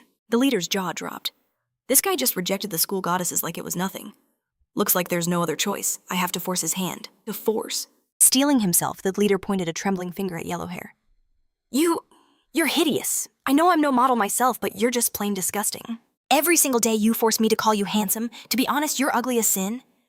The two girls stared, completely stunned. What's gotten into our leader? Has he finally lost his mind? Yellow Hair was momentarily stunned by the outburst. Then his shock twisted into a grin. He started laughing uncontrollably. Man, you've got some nerve. But his laughter vanished in a heartbeat. Yellow Hair's face darkened as he shot up from his seat. You little punk, you can eat whatever you want, but you can't just run your mouth like that. Watching the bully approach the class leader felt no despair. In fact, a wave of satisfaction washed over him. He'd finally said what he'd been holding back. But his victory was short-lived as Yellow Hair's fist crashed into his face. The blonde thug unleashed a merciless beatdown on the leader. But even then, the leader didn't give up hope. He was sure Dion would step in and save him. His hope crumbled when he saw Dion just standing there unmoving. A chill of disbelief ran down his spine. Didn't he promise to handle the school bullies? But Dion wasn't just watching. His eyes were locked onto the girls' phones. As it turned out, they were live streaming the entire thing. In this situation, Dion couldn't just brutally take down Yellow Hair. But he also couldn't just stand by and do nothing. He finally moved, stepping forward to intercept the bully. Stop hitting him! Even if his words were offensive, this has gone far enough. But Yellow Hair couldn't care less. Mind your own business and get lost. One of the girls whispered. That newbie and Yeonwoo, they're both so ugly. The class leader was supposed to be his lackey, but now he's all alone. The blonde bully's rage flared. Who the hell do you think you are? Stay out of this, Dion replied calmly. I never imagined you'd be this brazen. In a flash, he grabbed the blonde's wrist. You need to learn some self-control. This only enraged the bully further. What are you doing, you freak? Let me go! Dion's voice was cold. I'm giving you one chance. Go back to your seat and act like a student, or your face is going to get real ugly in front of all these girls. The girls gasped again. He's holding Yeonwoo's hand. I can't believe he can't break free from that new kid. Humiliated that he couldn't escape the grip, Yeonwoo grew desperate. He puckered his lips, aiming to spit right in Dion's face. But in the next instant, a sharp slap sent his head spinning. The disgusting projectile flew wide and hit one of the girls right on her cheek. She shrieked, dropping her phone in shock. A glint appeared in Dion's eyes. This is my chance. Without a second thought, he delivered a single devastating punch. One hit and Yan Wu was out cold. Just then, a new figure arrived. Dion, what are you doing here? Dion's gaze shifted. So you're Duke Kwok. I didn't see you at the gym last week. Duke Kwok glanced at the scene. Was it you? Did you beat up Yan Wu and the class leader? Dion didn't deny it. You could say that. In that moment, Dion realized he had walked right into Sung-Hoon Lee's trap. Meanwhile, Sung-Hoon Lee approached Do-hyun Kim. I'll be joining Dion's fan club too, he declared. And from now on, I'm the president. Do-hyun Kim started to protest, but one look from Sung-Hoon Lee froze him solid. You don't trust my judgment. Do-hyun Kim immediately backed down. Sung-Hoon Lee, sir, you are the new president. Dion cut straight to the chase with Duke Kwok. You weren't at the gym, so I'll give you a chance. Return the protection money you collected by tomorrow, and we'll call it even. Trust me, he added. I really don't want to fight you. But Duke Kwok just scoffed. Impossible, that money's already gone. Thanks for the advice, but you can get lost now. Dion didn't press the issue. The warning had been delivered. You'd better change your mind by tomorrow. After all, for an aspiring artist, a pretty face is a valuable asset. Duke Kwok let out a furious laugh at the blatant threat and instantly launched a powerful spinning kick right at Dion's head. Dion reacted with lightning speed, twisting away to dodge. But the sheer force of the kick sent him stumbling back into the hallway. Duke Kwok smirked. I don't get why everyone thinks I'm going to lose. Dion shot back with a taunt. Because they have eyes. They can see who's truly stronger. Enraged, Duke Kwok charged forward without a second thought. Duke Kwok's strength was impressive enough to finally pique Dion's interest. But the crowd of phones filming them was a major distraction and Dion couldn't focus. He was forced to keep dodging, constantly moving, to avoid the camera's angles. One of the girls filming noticed something strange. No matter how she moved or where she aimed her camera, all she could capture was the back of Duke Kwok's head. Suddenly, the blonde punk reappeared, cheering for Duke Kwok from the sidelines. This finally caught Dion's attention, who instantly disengaged from Duke Kwok and turned on him. With a single hand, he grabbed the blonde's head, and with terrifying strength hurled him directly at the girl who was filming, sending both of them tumbling to the ground. That blonde guy has all the luck with the ladies, someone muttered. Seeing his chance, Duke Kwok lunged forward. You fool, still getting distracted by others in a fight. But Dean moved like lightning, ducking under the blow. I'll save your face for later, he declared before slamming a fist deep into Duke Kwok's ribs. A wave of agony twisted Duke Kwok's features. Dean followed up with a brutal shot to the gut. Just 2 hits and he collapsed to his knees, the fight completely knocked out of him. Dean loomed over him, his voice cold as ice. If that money isn't returned by tomorrow, I'll rearrange your face into a pig's snout. All bravado gone. Duke Kwok knelt in silent defeat. With one problem solved, Dean's gaze locked onto his next target. Jae-suk from Class 5. Jae-suk, however, was blissfully unaware of the storm heading his way. He was busy admiring the expensive clothes he'd bought with extorted money. A girl rushed in with shocking news. Duke Kwok just got destroyed, and they say the new guy is coming here. Could he be looking for you? It all clicked. Jae-suk realized he and Duke Kwok had been played by Sung-Hoon Lee. He scrambled to escape, but it was too late. Dean was already stepping through the door. Dean's voice cut through the tension. Class isn't over. Where do you think you're going? Jae-suk glanced at his girlfriend, trying to keep his cool. Let's take this outside. He led Dean to a secluded spot. Hae-suk's mind raced, searching for any way to win. A surprise attack. Some clever trick. But the terrifying conclusion was always the same. He couldn't beat this guy. Jae-suk folded immediately. You're here about the protection money, aren't you? He bowed his head. I don't know what you want, but I'll do whatever you say. And just like that, Dean had easily dismantled the power of both Jae-suk and Duke Kwok. Only classes 9 and 7 remained. Going after the second and third years one by one would be tedious. What if they just denied everything? That would make things too complicated. It would be far better if someone else could gather the flock for him. Meanwhile, Sung-Hoon Lee prepared to leave, but Duke Kwok cornered him, demanding answers. Sung-Hoon Lee, you snake! What was the meaning of all this? Sung-Hoon Lee just smirked. There's quite an audience. Must you really make such a pathetic scene? How embarrassing. Duke Kwok was stunned by his audacity. What the hell are you saying? Have you lost your mind? At that moment, Jae-suk also arrived looking for him. Sung-Hoon Lee's grin widened. Well, well, I recall you two never saw eye to eye. Are the two biggest losers finally teaming up against me? The taunt hit its mark. Duke Kwok exploded with rage. You bastard, you've completely lost it. I can handle a punk like you all by myself. Duke Kwok charged forward, only to be met by Sung-Hoon Lee's foot slamming into his face. A single brutal kick sent him flying across the room. Jae-suk watched in utter shock. He never dreamed Sung-Hoon Lee was this strong. But before he could process it, Sung-Hoon's fist crashed into his face, sending him reeling. Sung-Hoon Lee sneered down at him. What are you just gawking for in a real fight? You're supposed to attack, you idiot. No wonder you're always someone's punching bag. The insult ignited a fire deep in Jae-suk's gut. He launched himself at Seung-hoon Lee in a fury, but every single one of his strikes was effortlessly deflected. Seung-hoon saw his opening trapping Jae-suk's arms. He delivered a devastating knee to the head, nearly sending him out the door, only to yank him back for more punishment. In moments, Jae-suk was utterly broken. Du-kwak was still unconscious from that single powerful kick. Seung-hoon Lee stood over them. Now you understand your place. All you need to know is this: I'm making Dean the new boss. You don't need to worry about a thing. Meanwhile, Dean himself was still wrestling with how to solve the entire situation at once. Suddenly, his senses screamed. Someone was tailing him. Without hesitation, Dean ducked into an empty parking lot. He looped around before his pursuer could follow, vaulted a wall with practiced ease, and landed silently right behind them. Dean's voice was low and dangerous. Why would you follow me into an empty lot? But as the figure spun around, he was shocked to see it was actually Yarrow. Dean's surprise was genuine. Yarrow, are you the one who's been following me? Yarrow quickly explained, a little flustered. Well, at first, but then I noticed another person was following you too. I wanted to see who it was, but they vanished somewhere. Dean raised an eyebrow. Either way, you're the one following me now, right? Yarrow rushed to explain. I didn't mean any harm, it's just, you saved me before and I never got a real chance to thank you. Dean pulled out his phone, cutting straight to the point. If you have something to say, here's my number. You can just contact me later. He glanced at the darkening sky. It's getting late. Let me walk you home. On the way, Yarrow thanked him again. But Dean just shook his head. Don't thank me. It was my mess that dragged you into this in the first place. Yarrow then brought up her friend. About Gina, she was really rude that day. She's truly sorry, but I can't explain the reason why. She's just going through a lot right now, but she will apologize to you herself one day. I hope you don't hate her. Dean waved it off. I won't hold it against her. His expression then turned serious. Actually, there's something I wanted to ask you. I heard you're in an advanced class. What's the atmosphere like in there? Is it disciplined? Yarrow explained that some girls were noisy at first, but Gina quickly put them in their place. As for the boys, it seemed Seung-hoon Lee had handled it. Though I have no idea how he did it, she added. By the time Dean finally got home, night had completely fallen. The entire situation was becoming a massive headache. Ever since the incident with Won Kim, he felt like there were constantly eyes on his back. This was escalating fast, growing into something far bigger and more dangerous than a simple schoolyard brawl. Hyjin Park's appearance threw him for a loop, a move he never saw coming. This had Sammy Lee's fingerprints all over it, the very person he was warned to never trust. The situation was a tangled mess, but none of that mattered. He had only one thing on his mind. The very next day, Seung-hoon Lee sought out Dagon. He began, Dagon got a minute to talk. Dagon replied, we can. I was just debating whether my fists should do the talking.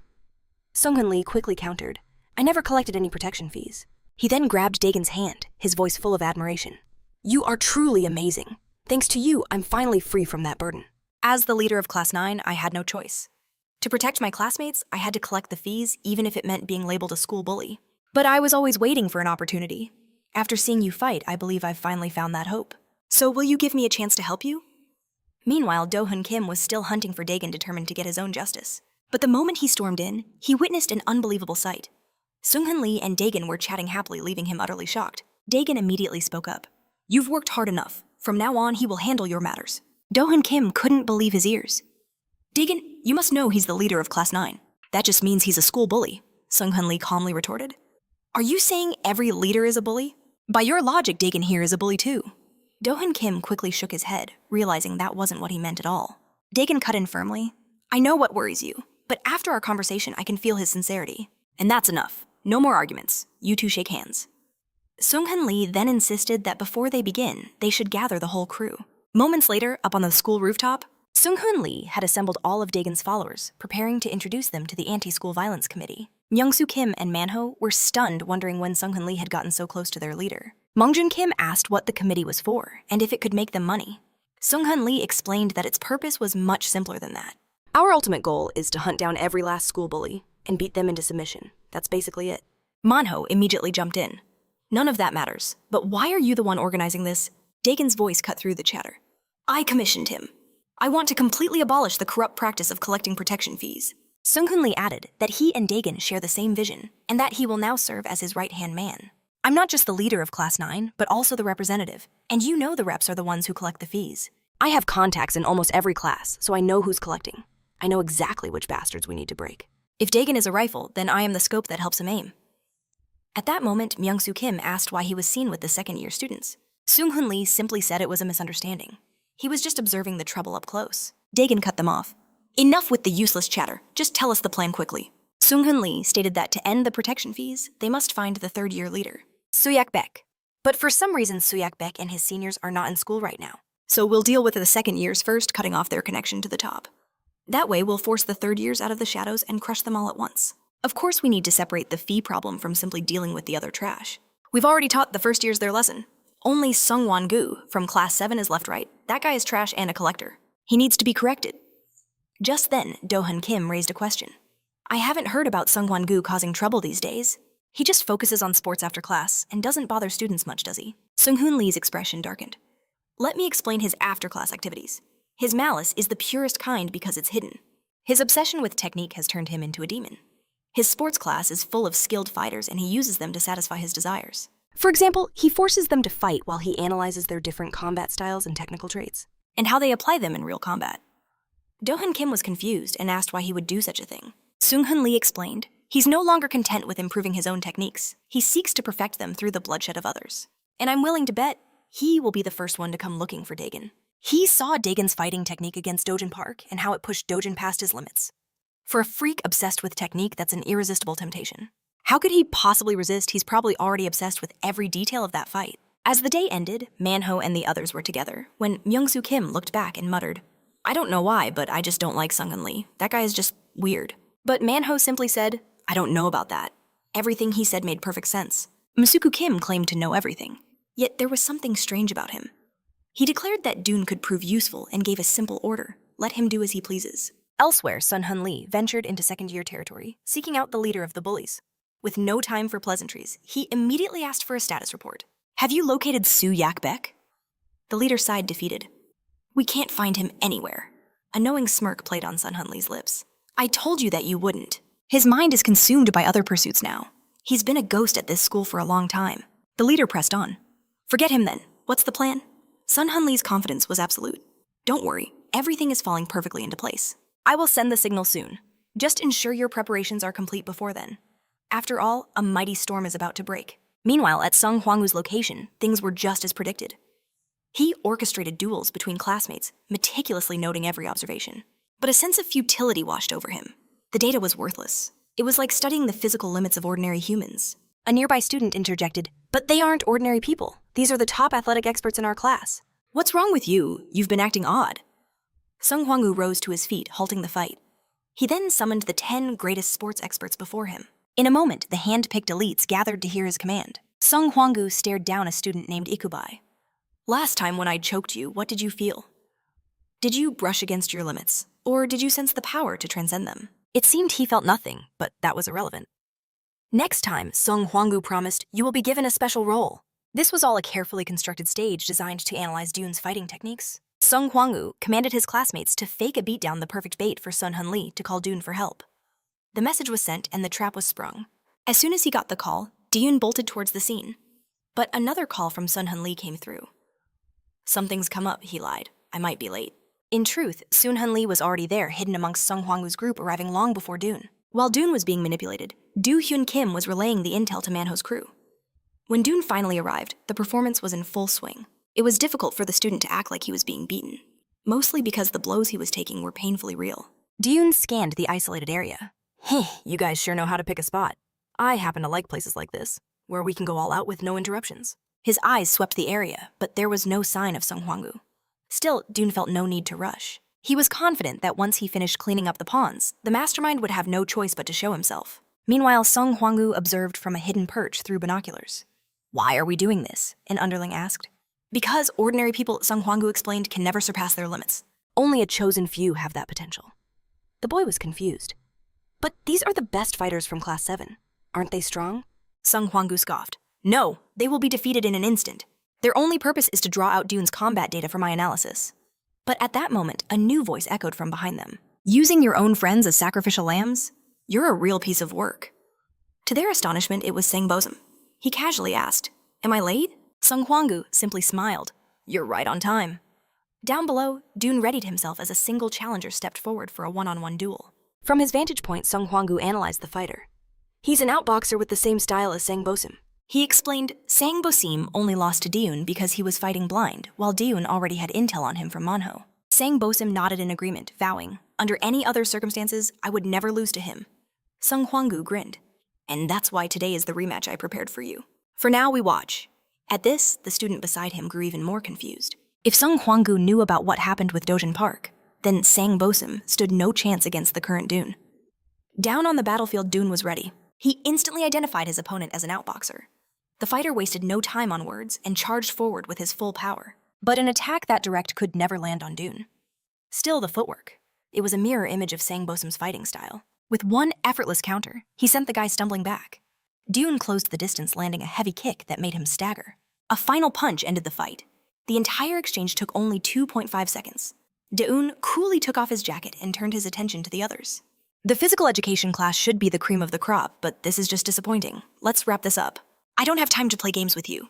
With that, Dune exploded forward, felling the closest person with a single punch. Seeing this, the entire mob swarmed him at once. But it was futile.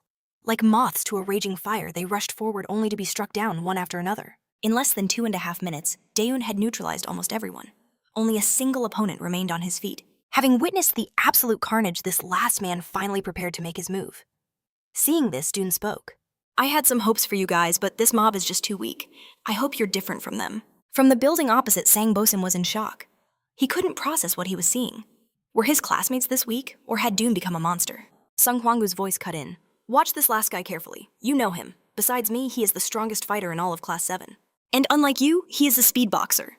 But Sung Hwanggu's condescending words were about to be shoved right back down his throat. In a flash, the challenger lunged at Dan. But in the blink of an eye, Dan was already there, his fist connecting with a brutal crack. With a single punch, the guy went flying out cold before he even hit the ground.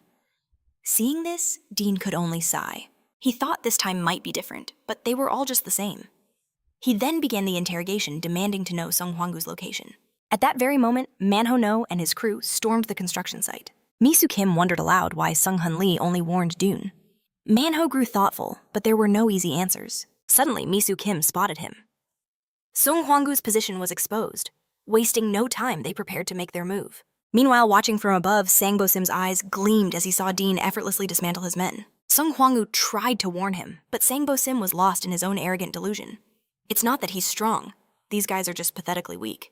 This time, I'm prepared. His fighting style is raw, undeveloped. He has good instincts, sure, but he's clearly had no formal training. But as Sang Bosim descended, his path was blocked by Manhwa No and his entire gang. Manho stepped forward.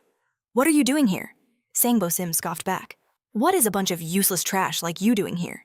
If you don't want a beating, get lost? Manho's eyes narrowed. Looks like you're planning to go after Dune too. Hearing this, Sang Bosim mocked him. Oh, you guys are close now. How does it feel being his little servant? You're right. I'm going to smash Dune right now. And after I take him down, all of you will be my personal punching bags.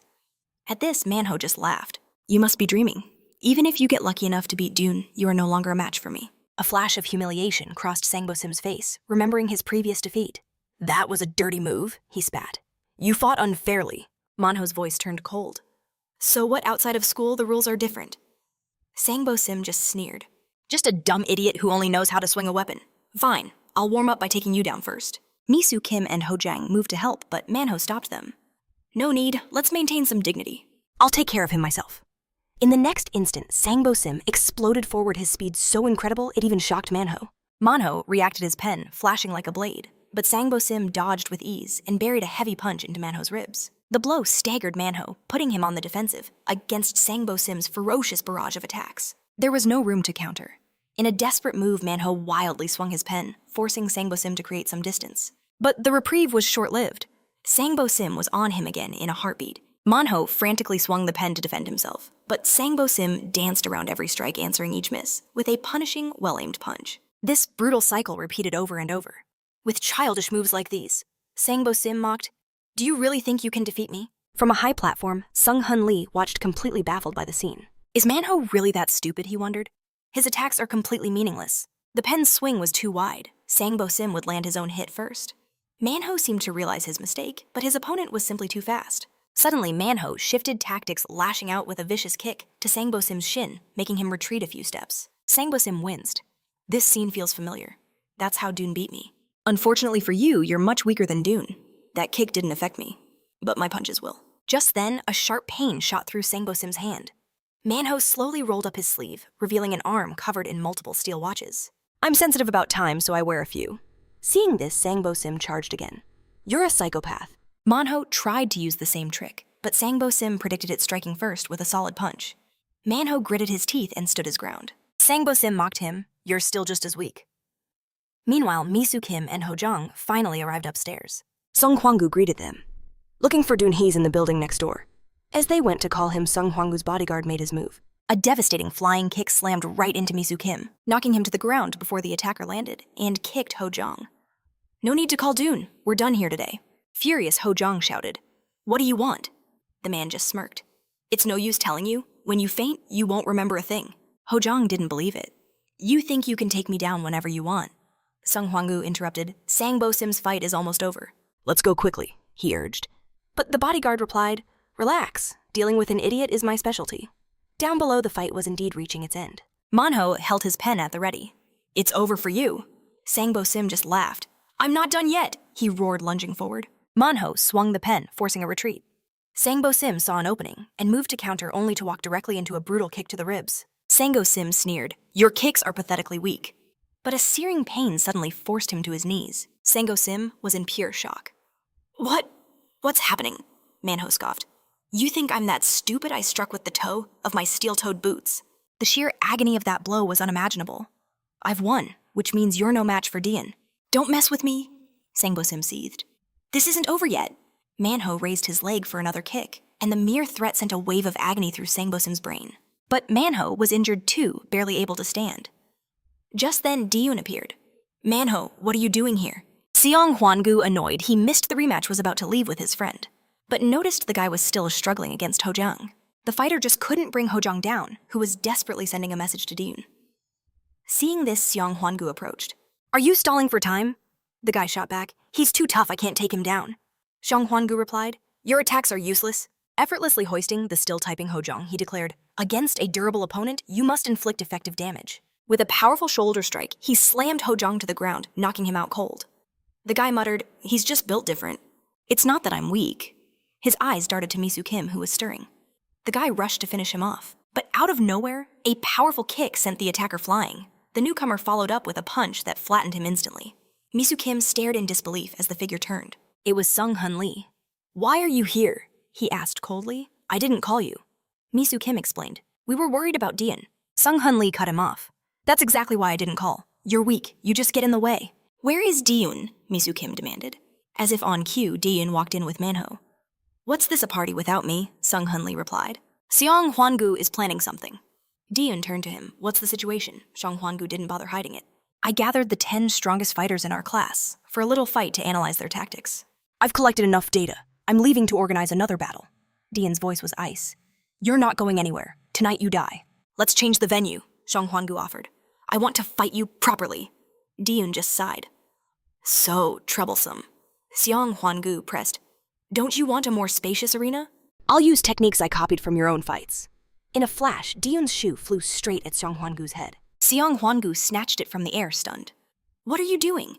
But Diyun had already kicked his other sneaker, which slammed squarely into Seong Hwangu's face. "Too much talk," Diyun said. "Let's begin." In the next instant, Seong Hwangu adopted a fierce fighting stance. "I hope you come at me with everything you've got." Seong Hwangu lunged at Diyun, throwing a punch, but it was only a feint. His true goal was to grab Diyun's legs for a takedown. But as Diyun moved to dodge, Seong Hwangu threw another punch, another clever feint. But Diyun's reaction speed was insane, and he dodged it perfectly. Undeterred by the miss, Seong Hwangu pressed his attack relentlessly. Diyun was surprised. Wasn't he going to use grappling? Why does he keep striking? Watching from the side, Manhwa couldn't help but sigh. Seong Hwangu's monstrous physique gives him devastating power. And combined with those aggressive strikes, he's a pure offensive beast. Just then, Seong Hwangu's friend woke up explaining, "He's a complete MMA fighter who has mastered every technique. He's perfect at both striking and grappling. This fight is already over no matter how skilled Diyun is on his feet." He hadn't even finished his sentence when Diyun's fist smashed directly into Seong Hwangu's face. Seong Hwangu was sent flying. The friend stared in absolute shock, but Seong Hwangu was far from defeated. "I knew you weren't using your full strength. Likewise, I haven't shown you my true style yet." Seeing this, Diyun stepped closer to his opponent. "Suddenly I feel like letting you try. I'm curious about this special technique of yours. I heard your close quarters combat is stronger, so I'll meet you up close and personal." Hearing this, Seong Hwangu paused, then smirked. "I appreciate your confidence. Then I won't hold back. The technique I spoke of, the one that can end an opponent instantly, is the judo throw." With that declaration, Seong Hwangu rushed forward, only to be met by another lightning-fast punch from Diyun. Daeun then seized his arm, grabbed his head, and gently tossed him to the ground. Song Hwan-gu was momentarily confused, but then realized it didn't matter who initiated the throw. His legs shot up instantly, preparing to lock Daeun in a submission. But Daeun didn't seem to care at all. He simply raised his fist and brought it down on Song Hwan-gu. A single punch, and all movement ceased. Daeun leaped back as despair washed over Song Hwan-gu, who thought a knee strike was coming. If that landed, it would be over. Instead, he kicked Daeun away with all his might. Seong Hwan-gu lunged forward again, swinging his fist wildly, but the punch was just another distraction. He then deliberately dropped to the ground, wrapping his arms around Daeun's legs. But just as he was about to execute the takedown, he was kicked away again. The crowd gasped. Seong Hwan-gu, who weighed over 90 kilos, had been kicked away like he was nothing. Daeun couldn't resist a taunt. "Are you trying to sweep the floor? Keep rolling around then." In that moment, Song Hwan-gu had a chilling realization Daeun wasn't strategizing. He was fighting purely on instinct. Stealing his resolve, Song Hwan-gu lunged forward. "In terms of pure skill, I'm second to none." But Daeun's fist slammed into his kidney, a brutal reality check. Every one of his strikes missed their mark. Daeun was like a phantom impossible to pin down. Yet Song Hwan-gu refused to surrender. After 81 grueling attempts, he finally snagged Daeun, wrestling him to the ground. But Daeun showed no hint of despair. He calmly awaited Song Hwan-gu's next move. For a moment, Song Hwan-gu thought he had the upper hand, but it felt as if Daeun was the one setting the trap. He used his legs desperately trying to shatter Daeun's balance, but he couldn't flip the unmovable fighter. A perfectly timed punch from Daeun would always break his momentum. He finally seized one of Daeun's arms, only for a brutal strike from the other to numb his own, draining his strength. Realizing this wasn't working, Song Hwan-gu threw a desperate kick, but this time Daeun simply sidestepped it with ease. And then all Song Hwan-gu could see was a relentless storm of fists raining down upon him. In the end, after what felt like an eternity, Song Hwan-gu lay defeated. By the time he recovered, Daeun and his crew were long gone from the construction site. From that day forward, Daeun's rule over the first years was absolute. There would be no more challengers. Even in defeat, Song Hwan-gu offered a warning. "Daeun, you need to understand, conquering the first years isn't the end, this is just the beginning. So tomorrow we take on the second years." Meanwhile, in Susie Beck's room, her phone rang. It was Jizio asking to meet. He said there was something important he needed to ask. Jizio's mind flashed back to an earlier confrontation. The fearsome Sung Hun Lee had approached him demanding information about Suyuk Beck. He'd asked some strange questions before ordering Jizio to find out from Suzy where her brother Suyuk Beck had disappeared to. Jizuk had no desire to obey Sung Hun Lee, but he was no match for him in a fight, so he had no choice. Just then, two girls spotted him nearby. One of them was the girl who practically shadowed Jizuk's every move. The pair approached him to chat. Just then, Suzy Beck emerged. "I thought you said you were coming alone," Jizuk replied. "I just ran into them." A girl sneered. "Who does she think she is, acting so stuck up?" In the next instant, Suzy's gaze turned ice cold. "Shut your mouth and get your hand out of your pocket." Seeing the situation escalate, Jizuk jumped in. "Hey, calm down. I didn't call you here to get angry." But Suzy brushed Jizuk's arm aside. Her eyes locked onto the girl. "Did you not hear me?" A wave of fear washed over the girl, who immediately yanked her hand from her pocket. With that settled, Suzy dragged Jizuk away from the scene. Finally, he got to the point asking where Suyuk Beck was, since he hadn't seen him in a long time. Suzy replied, "Even I don't know. He just said he'd be gone for about a month this time." "If he's gone that long, who will change the light bulbs?" Jizuk started to reply. "Well, since he's so tall, he can definitely..." But he didn't even get to finish his sentence. Suzy's eyes narrowed. "Don't you even think about going after Dean. You're not trying to set up a fight between my brother and Dean, are you?" Jizuk was instantly exasperated. "Wait a minute. Don't tell me you have a crush on Dean." "But you've always hated his guts, haven't you?" Suzy's face flushed with irritation. "What nonsense are you talking about?" Then Jizuk smirked. "Just relax. By the way, that guy is now the official king of the newbies." Suzy's eyes widened in disbelief. Elsewhere in the principal's office, a security guard discovered a suspicious figure lurking about. It was Min-soo Kim. Seeing he was just a student, the guard unceremoniously threw him out. Once he was clear, Min-soo Kim pulled out his phone and made a call. On the other end of the line was Sammy Lee. After hearing Min-soo Kim's report, Sammy Lee was incredulous. He couldn't believe how quickly Dean was moving. The very next day, Dean's arrival at school was different. The entire first-year class already knew he was their new king. Wasting no time, he immediately went to find Sung Hun Lee. Jinmo and his friends showed up just then, but seeing Dean in a serious conversation with Sung Hun Lee, they didn't dare approach. That's when Suzy Beck made her grand entrance. "Don't get too full of yourself just because you became the boss. You're still just the king of the newbies," she sneered. But Dean didn't even spare her a glance. His indifference infuriated Suzy. She stormed forward and grabbed him by the collar, accidentally popping a button and revealing a glimpse of his toned physique. Suzy's face instantly turned bright red. I wasn't trying to rip your clothes off," she stammered. Dean simply glanced down, not bothering to argue, but asked, "Do you need something?" Susie instantly snapped back to her arrogant self. "Of course I have business with you. You should know I'm the queen around here, right? Since you're the new king, you should have come to greet me first." Sung Hun Lee chuckled from the side. "It's tradition," he explained. "After becoming the boss, you're supposed to pay respects to the second and third year bosses." "But Susie, that doesn't really have anything to do with you, does it?" Hearing this, Susie's face flushed red again. She mumbled, "Well, you're the king of the newbies, so it's only natural you greet the queen, right?" Jinmo chose that moment to chime in. "So, if Dean is the king, and Susie is the queen, then what's the deal between them?" Hearing that, Susie stormed over and landed a solid punch on Jinmo. "Are you out of your mind?" she yelled. But despite her furious expression inside, she was secretly pleased with the idea. After smacking him, Susie whipped out her phone. "Give me your number," she demanded. "And don't get any funny ideas. I only need it so I can give you orders." Seeing no other way out of the situation, Dean had to give his number to Susie Beck. With the contact secured, Susie Beck made her exit. Seung Hun Lee replayed the intense scene in his mind, then turned to Dean. "The stage is set." As Susie commanded, "Go pay your respects to the seniors. Time is short, so this time you fight for real. Stop toying with them like monkeys." Without delay, Dean stepped into the second year's domain. The second-year mob had no idea what was about to hit them. They saw Dean and started to swarm him, but he wasted no time throwing the first punch. The bald thug in front didn't even see it coming before he was knocked clean off his feet by Dean. Target Jae-gu. "Ah, a second year from the middleway gang came to greet me." Fury instantly erupted from the crowd. They couldn't believe a freshman was causing trouble on their turf. But Dean contemptuously swatted aside these small fry. That's when Jua, one of the middleway followers, stepped forward. "Do you have any idea who I am? How dare you touch me?" In response, Dean calmly pulled out his phone for a look. Name Jae-gu. Rank 3rd in command of the middleway followers. Specializes in extorting students and assault. Has committed numerous infractions. "Didn't I tell you to stop collecting protection money?" Hearing this, Juo lunged forward. "Don't get ahead of yourself. You freshmen daring to give orders to us second years?" But his words were cut short by a brutal kick to the knee. Dean then grabbed his bald head and slammed it into the wall. "You really don't listen." The student who'd been getting beaten down by Juo stared in utter shock. He took down Juo with a single blow. Dean then turned to him and asked, "Are you okay?" The boy stood frozen for a moment. "Why are you asking me? Are you worried about me?" Just then, another middleway thug swaggered into the room. The moment he stepped inside, he saw the scene Juo utterly defeated at Dean's feet. The thug with a face like a grotesque titan saw red and whipped out a box cutter. In the next second, he lunged straight for Dean. "You should have given me a heads up. I could have at least sharpened this thing."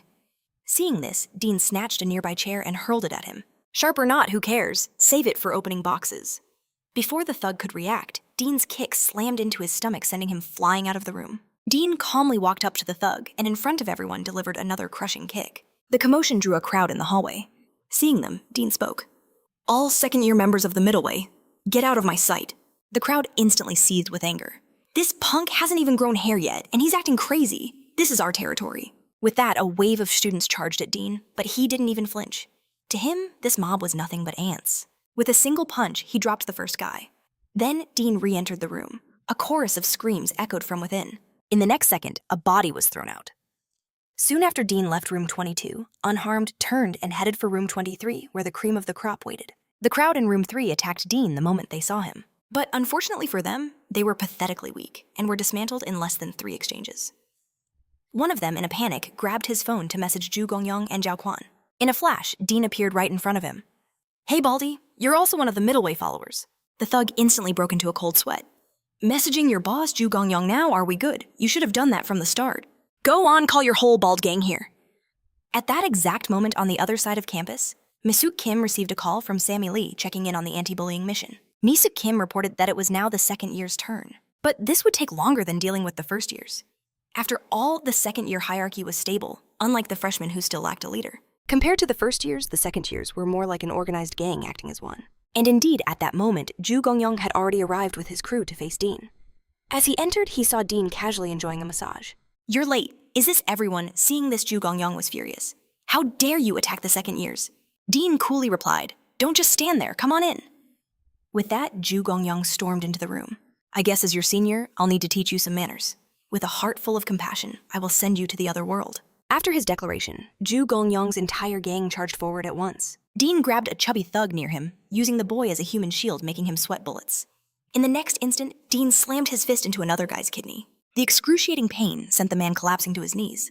The charging crowd instantly halted in its tracks. One of the thugs was about to leap forward, but in the next second, a blur shot past him. It was Dean who had already grabbed him by the collar. Then with a single punch, the guy was sent flying. Nearby, Zhu Gongyang grew worried. You bunch of idiots. Who told you to stand in line and fight one by one? If the way is blocked, flip the tables and get him. But Dean was faster kicking a table himself. The guy on top of the table lost his balance. Dean was fast catching him with his fist and gently tossing him into his companions. Zhu Gongyang grew worried and ordered some of his men to circle around to the back door. But the moment they reached the door, they froze in terror. In the next second, they flew back and crashed on top of their comrades. Dean shot out from cover, grabbing the last thug and yanking him forward just as a chair swung wildly at him. Panic flared in their eyes, but it was too late. The chair came crashing down, squarely on his own ally's head. Dean seized the opening landing, a decisive kick. The first wave was dealt with, but a fresh wave of enemies was already charging in. It didn't matter how many came. None could even land a scratch on Dean. Watching from the platform, Zhu Gongyang's face was a mask of pure terror. This kid was a monster. Formidable wasn't a strong enough word. He was weathering a storm of attacks. Not just by countering with blinding speed, but by masterfully using the terrain itself, turning a chaotic brawl into a series of controlled duels. Every situation, every variable, he handled it all with terrifying ease. This was true battle control. Unless they had enough numbers to simply drain his stamina, they stood no chance. For a mere first year to completely dismantle the second years, it was simply unthinkable. They had to win no matter the cost. If they lost, the middle wave's morale would shatter, even if it meant abandoning their principles. With a glint of desperation, Zhu Gongyang pulled a box cutter from his pocket and lunged forward. But he stopped dead in his tracks. For a split second, his mind played tricks on him. A phantom-like aura materialized before his very eyes. He instinctively rubbed his eyes to clear the vision, but when he looked again, Dune was already right in front of his face. Pure terror made his words tremble. Who are you? What was that aura just now? Dune simply raised his fist. I don't know what you're talking about, but you took your glasses off. Which means you're ready for a beating. Before he could even process the words, a fist filled his entire vision. One punch sent Zhu Gongyang flying. At the same time Manhwa and his crew finally heard the news, Dune was taking on the entire second year. They sprinted towards the second year floor. Elsewhere, Susie Bake heard the same alarming story from Jinmo. She dragged Jinmo along, determined to save Dune. But by the time they arrived, the battle was already over. Dune glanced at his phone. So that was Zhu Gongyang. That means only the second year boss, Kuan, is left. I hope he shows up soon. But as Dune waited for the final boss, it was a teacher who appeared first. And it was no accident. Min-Soo Kim had called him in a desperate plan to slow Dune's rampage. Just as planned, the teacher dragged Dune into his office for a lecture. But then the school's chairman Lee appeared as if from nowhere. The teacher bowed deeply as the chairman calmly asked Dune how he was settling in. The teacher's jaw dropped. He never imagined the chairman knew this troublemaker. Chairman Lee's gaze then shifted to the teacher. Teacher Lee, a word? The scene changes. The teacher is now on his knees, head to the floor with Chairman Lee pointing a golf club right at his skull. How dare you order Dune around just because he's not wealthy? Education is about nurturing. From now on, you will be much kinder to him. Do I make myself clear? Dune could only watch, utterly confused by the turn of events. After dismissing the trembling teacher, the chairman turned to Dune. We saw each other in the meeting room, but let's call this our first official meeting. Walk with me. Meanwhile, the second-year boss, Kuan, finally made his appearance. Seeing his middle wave crew scattered and beaten, his face darkened with rage. What happened here? A subordinate explained it was the work of a first-year named Dune. I was somewhere else, so I'm fine. But where were you? The moment the boss is gone, this happens. Kuan shot back. I went to see the veteran Suyak return. Don't you know? The subordinate mumbled. He must have known you were gone, but there are no rats in our crew. Then how could he have known? With that mystery hanging in the air, Kuan turned to leave. His subordinate asked where he was going. I need to think, to figure out what this kid is really after. Back with Dune, Chairman Lee was explaining everything. This bullying management project was Sammy Lee's idea. A bully to control the other bullies. So childish, don't you think? But it amused me, so I approved it. Though progress was so slow, I'd almost forgotten. Real men must fight and compete. Only those who reach the top by any means necessary have true worth. A young man like you understands that, right? Dune asked, and all the school bullies. And the doors and windows I broke? The chairman laughed. Don't worry about that. Who do you think owns Golden Dragon High School? Everything you see here is mine. Elsewhere, Manhono's crew was regrouping. Min-Soo Kim, feeling hungry, headed to the convenience store. But as he reached for the door, a figure blocked his path. It was Kuan. He had found them. Terrified, Min-Soo Kim stammered, looks like you were having a smoke. In the next instant, Kuan's fist slammed into his gut. Manhwa and Hojong bolted. Kuan casually tossed Min-Soo Kim aside and started toward the two runners. He who sows the wind shall reap the storm. He who plants evil shall harvest the same. The consequences of your actions are called karma. And now the bill comes due for Dion's actions. Manhwa and Hojang gripped their weapons, their knuckles white. Staring down the second-year boss, they knew they were outmatched. "We can't run," Manhwa declared. "Let's hit him with a 2-against-1 formation." With that, Jueyi, they charged forward together. But in a terrifying burst of speed, John sidestepped Manhwa completely. He used that momentum to get behind Hojang, grabbing him and slamming him into the unforgiving concrete. Seeing his friend down, Manhwa roared, swinging the crowbar with all his might. The steel bar connected squarely with John's head, but Manho's blood ran cold. It was like striking a mountain of solid steel.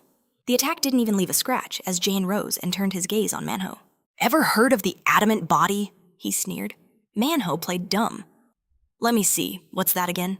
But under his breath, he whispered the signal, "now." The word was a trigger. John whipped his head towards Hojang, but the boy was still sprawled motionless on the ground. It was a feint. Manhwa swung his crowbar low, aiming for John's groin. "Does your adamant body protect you down there?" But before the blow could land, John clamped his legs together, trapping the crowbar. "A keen observation," Jane smirked.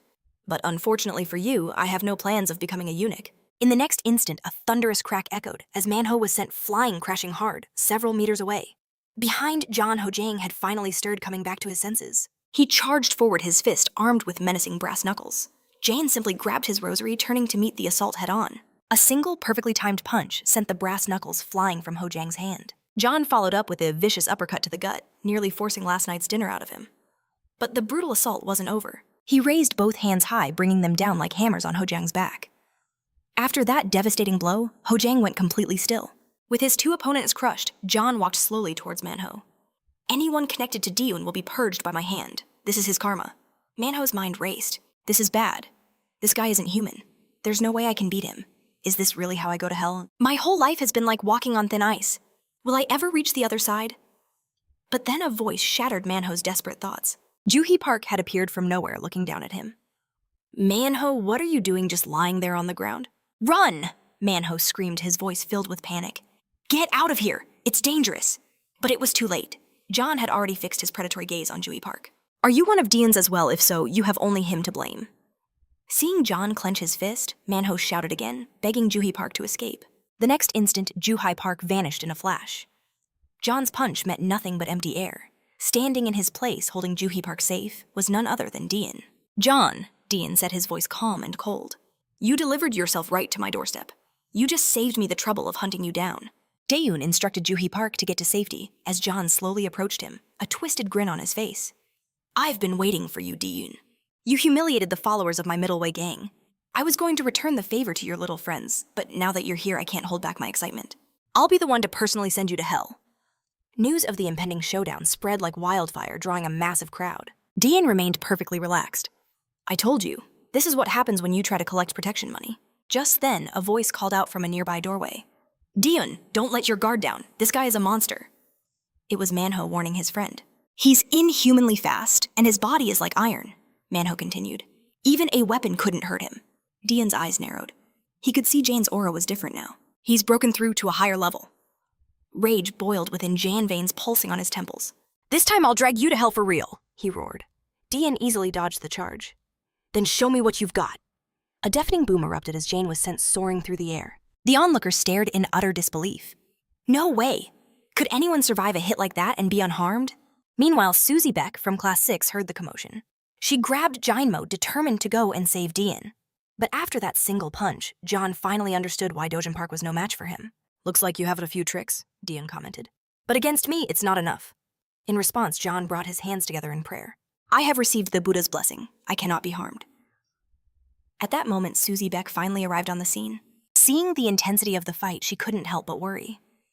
Just then, Masuku Kim appeared near John Brass Knuckles, ready aiming for a low blow to avenge his earlier humiliation. But John let out a powerful shout, a wave of pressure that froze Masuku Kim in his tracks. "I could crush an ant like you," Jan growled.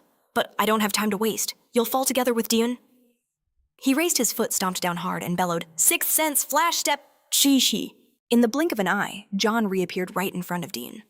The speed was impressive even to Dion, but it wasn't enough to land a hit. Daeun unleashed a storm of fists, hammering John relentlessly. John could only block, but each punch landed like a sniper's bullet against his guard. But to everyone's shock, John endured the barrage and launched a lightning-fast counterattack. Forgot to tell you. He grinned. My head is my strongest part. It won't hurt me. Dean simply closed his eyes and drove another fist into Jane's abdomen. It didn't seem to stop John, but his own attack failed to connect with Dean. After several exchanges, John was the one taking all the punishment. Soon he realized something was terribly wrong. Dane's fists didn't feel like normal punches. They were like a high-powered nail gun, each strike bypassing his defense to inflict devastating internal damage. A moment later, John's legendary defense shattered. He collapsed to his knees, unable to take any more. Dayan looked down on him. Where's that Buddha's blessing now? I thought you had a body of diamond. Could you have been mistaken? Maybe it wasn't a blessing from any Buddha. Hearing this, John gritted his teeth, the rage of utter humiliation burning in his eyes. He dared to challenge the middle way, unleashing a Buddha palm technique. That completely missed its mark. In a flash, Dean seized his arm and sent him flying. What Buddha palm? How long are you going to play this fake monk charade? If it's real, you better pray to Buddha for protection, because I'm not done with you yet. No one could believe how weak Kuan was. Meanwhile, from the sidelines, the second-year powerhouse, the Sacred Ties, watched the entire spectacle unfold. They had deep connections with Samuel Kim, the fifth pillar of the Middle Way followers. And it turned out Seong Hun Lee was also from the Sacred Ties. That explains why Samuel Kim was nowhere to be found when Dean first came looking for them. Back in the fight, Dean's relentless assault sent Kuan spiraling into a flashback.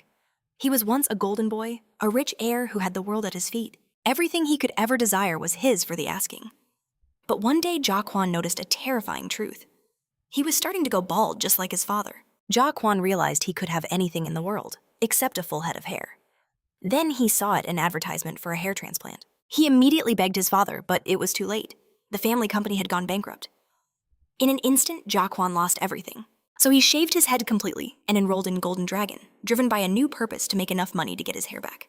But Dean just shattered all his plans. Fueled by this memory, Kuan desperately grabbed Dean's legs. I was so close, he gritted out, trying to drag Dean down, but was effortlessly slammed into the wall. Dean scoffed. I didn't expect you to have any fight left. Kuan roared back. Now I am stronger than ever. Dean had enough of this. Return the protection money, he offered. Promise to never cause trouble again, and I'll let you walk away. The protection fee is the rule, and I'll show you why. Kuan lunged again, but something was different. He seemed to be in a trance. Just then, Jong Mong arrived, his eyes widening in shock. Kuan! He had reached nirvana. In a low whisper, Kuan chanted, 1,000 hands nirvana, complete. Suddenly, countless fists appeared blurring towards Dean. He could see it in Kuan's eyes. The guy wasn't even aware he was going all out. Jong Mong couldn't hide his glee and burst into laughter. Dean can't possibly handle the 1,000 hands. But Susie Bake simply commented, he's just being childish. All he's doing is punching faster, that's it. Dean didn't even bother to counterattack. He calmly weaved through Kuan's storm of blows. In his strange state, Kuan suddenly shouted words he didn't mean to say. You fool, why haven't you awakened yet? Before you came, this place was peaceful. You ruined everyone's lives. Without you, I could have collected all the protection fees I needed.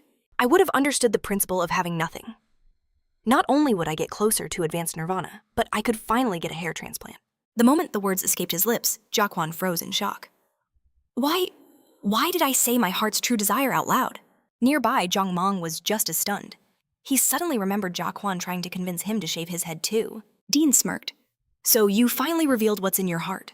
Your mouth preaches the noble middle way, but your soul is corrupted by greed. I've heard that too much desire can lead to baldness. Looks like the rumors are true. Hearing this, Kuan's face burned with pure, unadulterated shame. You bastard, what do you know? He screamed, but Dean replied with a thunderous punch. A single strike shattered Kuan's proud adamantine fist. But he refused to yield. Even if I lose one hand, I still have 999 more. The next second, Dean had already grabbed his other arm. Stop dreaming, Dean said coldly. Humans only have 2 hands. With that, another devastating punch landed squarely on Kuan. Wake up! Stop dreaming about your so-called middle way. Yet Kuan still struggled desperately trying to fight back. But in the next moment, he saw it, a colossal warrior spirit manifesting around Dean. Fear gripped him, but Kuan clung to the thought of Buddha's protection. But then the feeling vanished. It was as if Buddha himself had abandoned him in his moment of need. In the end, all that awaited him was Dean's iron fist, a blow so powerful, it nearly punched Kuan back to his senses. With that single strike, his fighting spirit was extinguished, leaving him motionless on the ground. The crowd stood in stunned silence. They could not believe their eyes. They never imagined Kuan would be defeated so utterly. Nearby, Seong Hun Lee quickly relayed the news to Samuel Kim. Upon hearing it, Samuel Kim's reaction was unexpected. He simply said, good. Meanwhile, Seong Hun Lee stared at Dean. with Kuan taken out, the reorganization of the second years was finally complete. As of now, no one in Golden Dragon High School could stand against Dean. The next step of their plan was simple use Susie Bake to lure out Suyak. At that moment, Susie Bake watched Dean's victory, her face blushing and her heart pounding in her chest. She never knew Dean could be so impressive. All around her, the other girls were completely captivated by him. Snapping back to reality, Susie quickly asserted her authority as the boss, sending the starstruck girls back to class. Then she glanced back at Dean. That guy, she thought, is seriously a handful. Elsewhere, Seong-hun Lee finally met with Samuel Kim of the Middle Way followers, and the truth was revealed. Samuel Kim was actually a spy planted deep within the enemy's ranks. The first thing Samuel Kim asked was, "Have you found a way to draw out Suyak Baek?" Seong-hun Lee replied that it was simpler than he thought, because Susie Baek has a crush on Dean. He then added, "You must remember what happened with Suyak Baek during that incident." A long time ago, a rivalry brewed. Golden Dragon High and Bangyang High were the two titans of Daehyun City, constantly locked in a fierce, unspoken war. But then, in the middle of their conflict, something happened. The powerful organization backing Bangyang High simply vanished overnight. It wasn't a war between gangs, but a legendary assault led by Suyuk Baek and his 4 commanders. Just 5 men, completely wiped an entire organization off the map.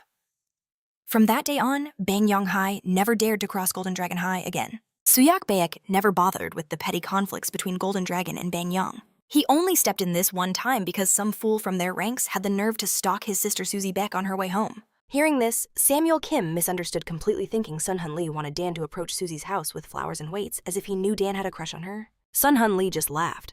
"While your idea is charming, it's far too predictable. We need bait that's impossible to ignore, like placing Dan himself inside Susie Baek's house." A cold sweat dripped down Samuel Kim's back. The bait was undeniably powerful, but for Seong-hun Lee, it still wasn't enough. Daegun needs to get all the way into Susie Baek's room. Now that Daegun ruled the entire first and second years, the very atmosphere of the school had shifted. Minsu, Kim Ho-jang, and the others found their own status soaring, thanks to Daegun's power. When they walked into the school store, other students would practically dive out of their way. The legend of how Daegun conquered the underclassmen spread like wildfire, even reaching the ears of rival schools. Minsu Kim and Ho-jang charged back into the classroom to find Manhwa recounting what they'd just witnessed at the store. They excitedly announced that Daegun was now the undisputed boss of the whole school, and everyone respected them just for being with him. Nearby Daegun overheard this and casually waved to Ho-jang, throwing an arm around his shoulder. "Why are you getting so worked up?" Ho-jang immediately apologized. "Sorry, I'll stop messing around." Just then, Minsu Kim added, "I still don't get it. Where are the so-called sacred swords of the second year? I haven't seen them in ages." Daegun stated, "It would be for the best if they simply vanished without a word. I barely have enough time to study as it is." Then Manho asked the real question. "Are you really targeting the third-year boss, Suyak Baek?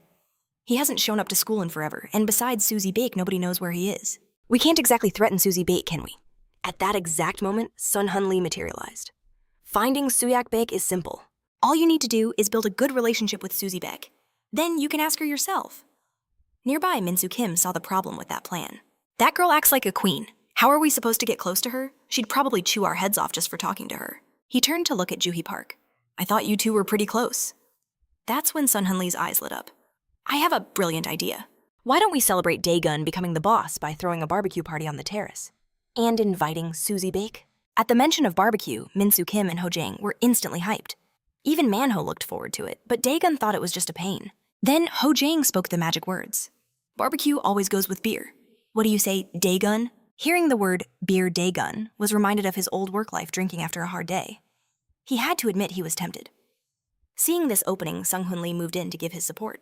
"We really shouldn't be drinking, but today is a special occasion. Let's go, everyone." Hearing that, Daegun finally relented and agreed to the barbecue. Then Sung-hun Lee grinned.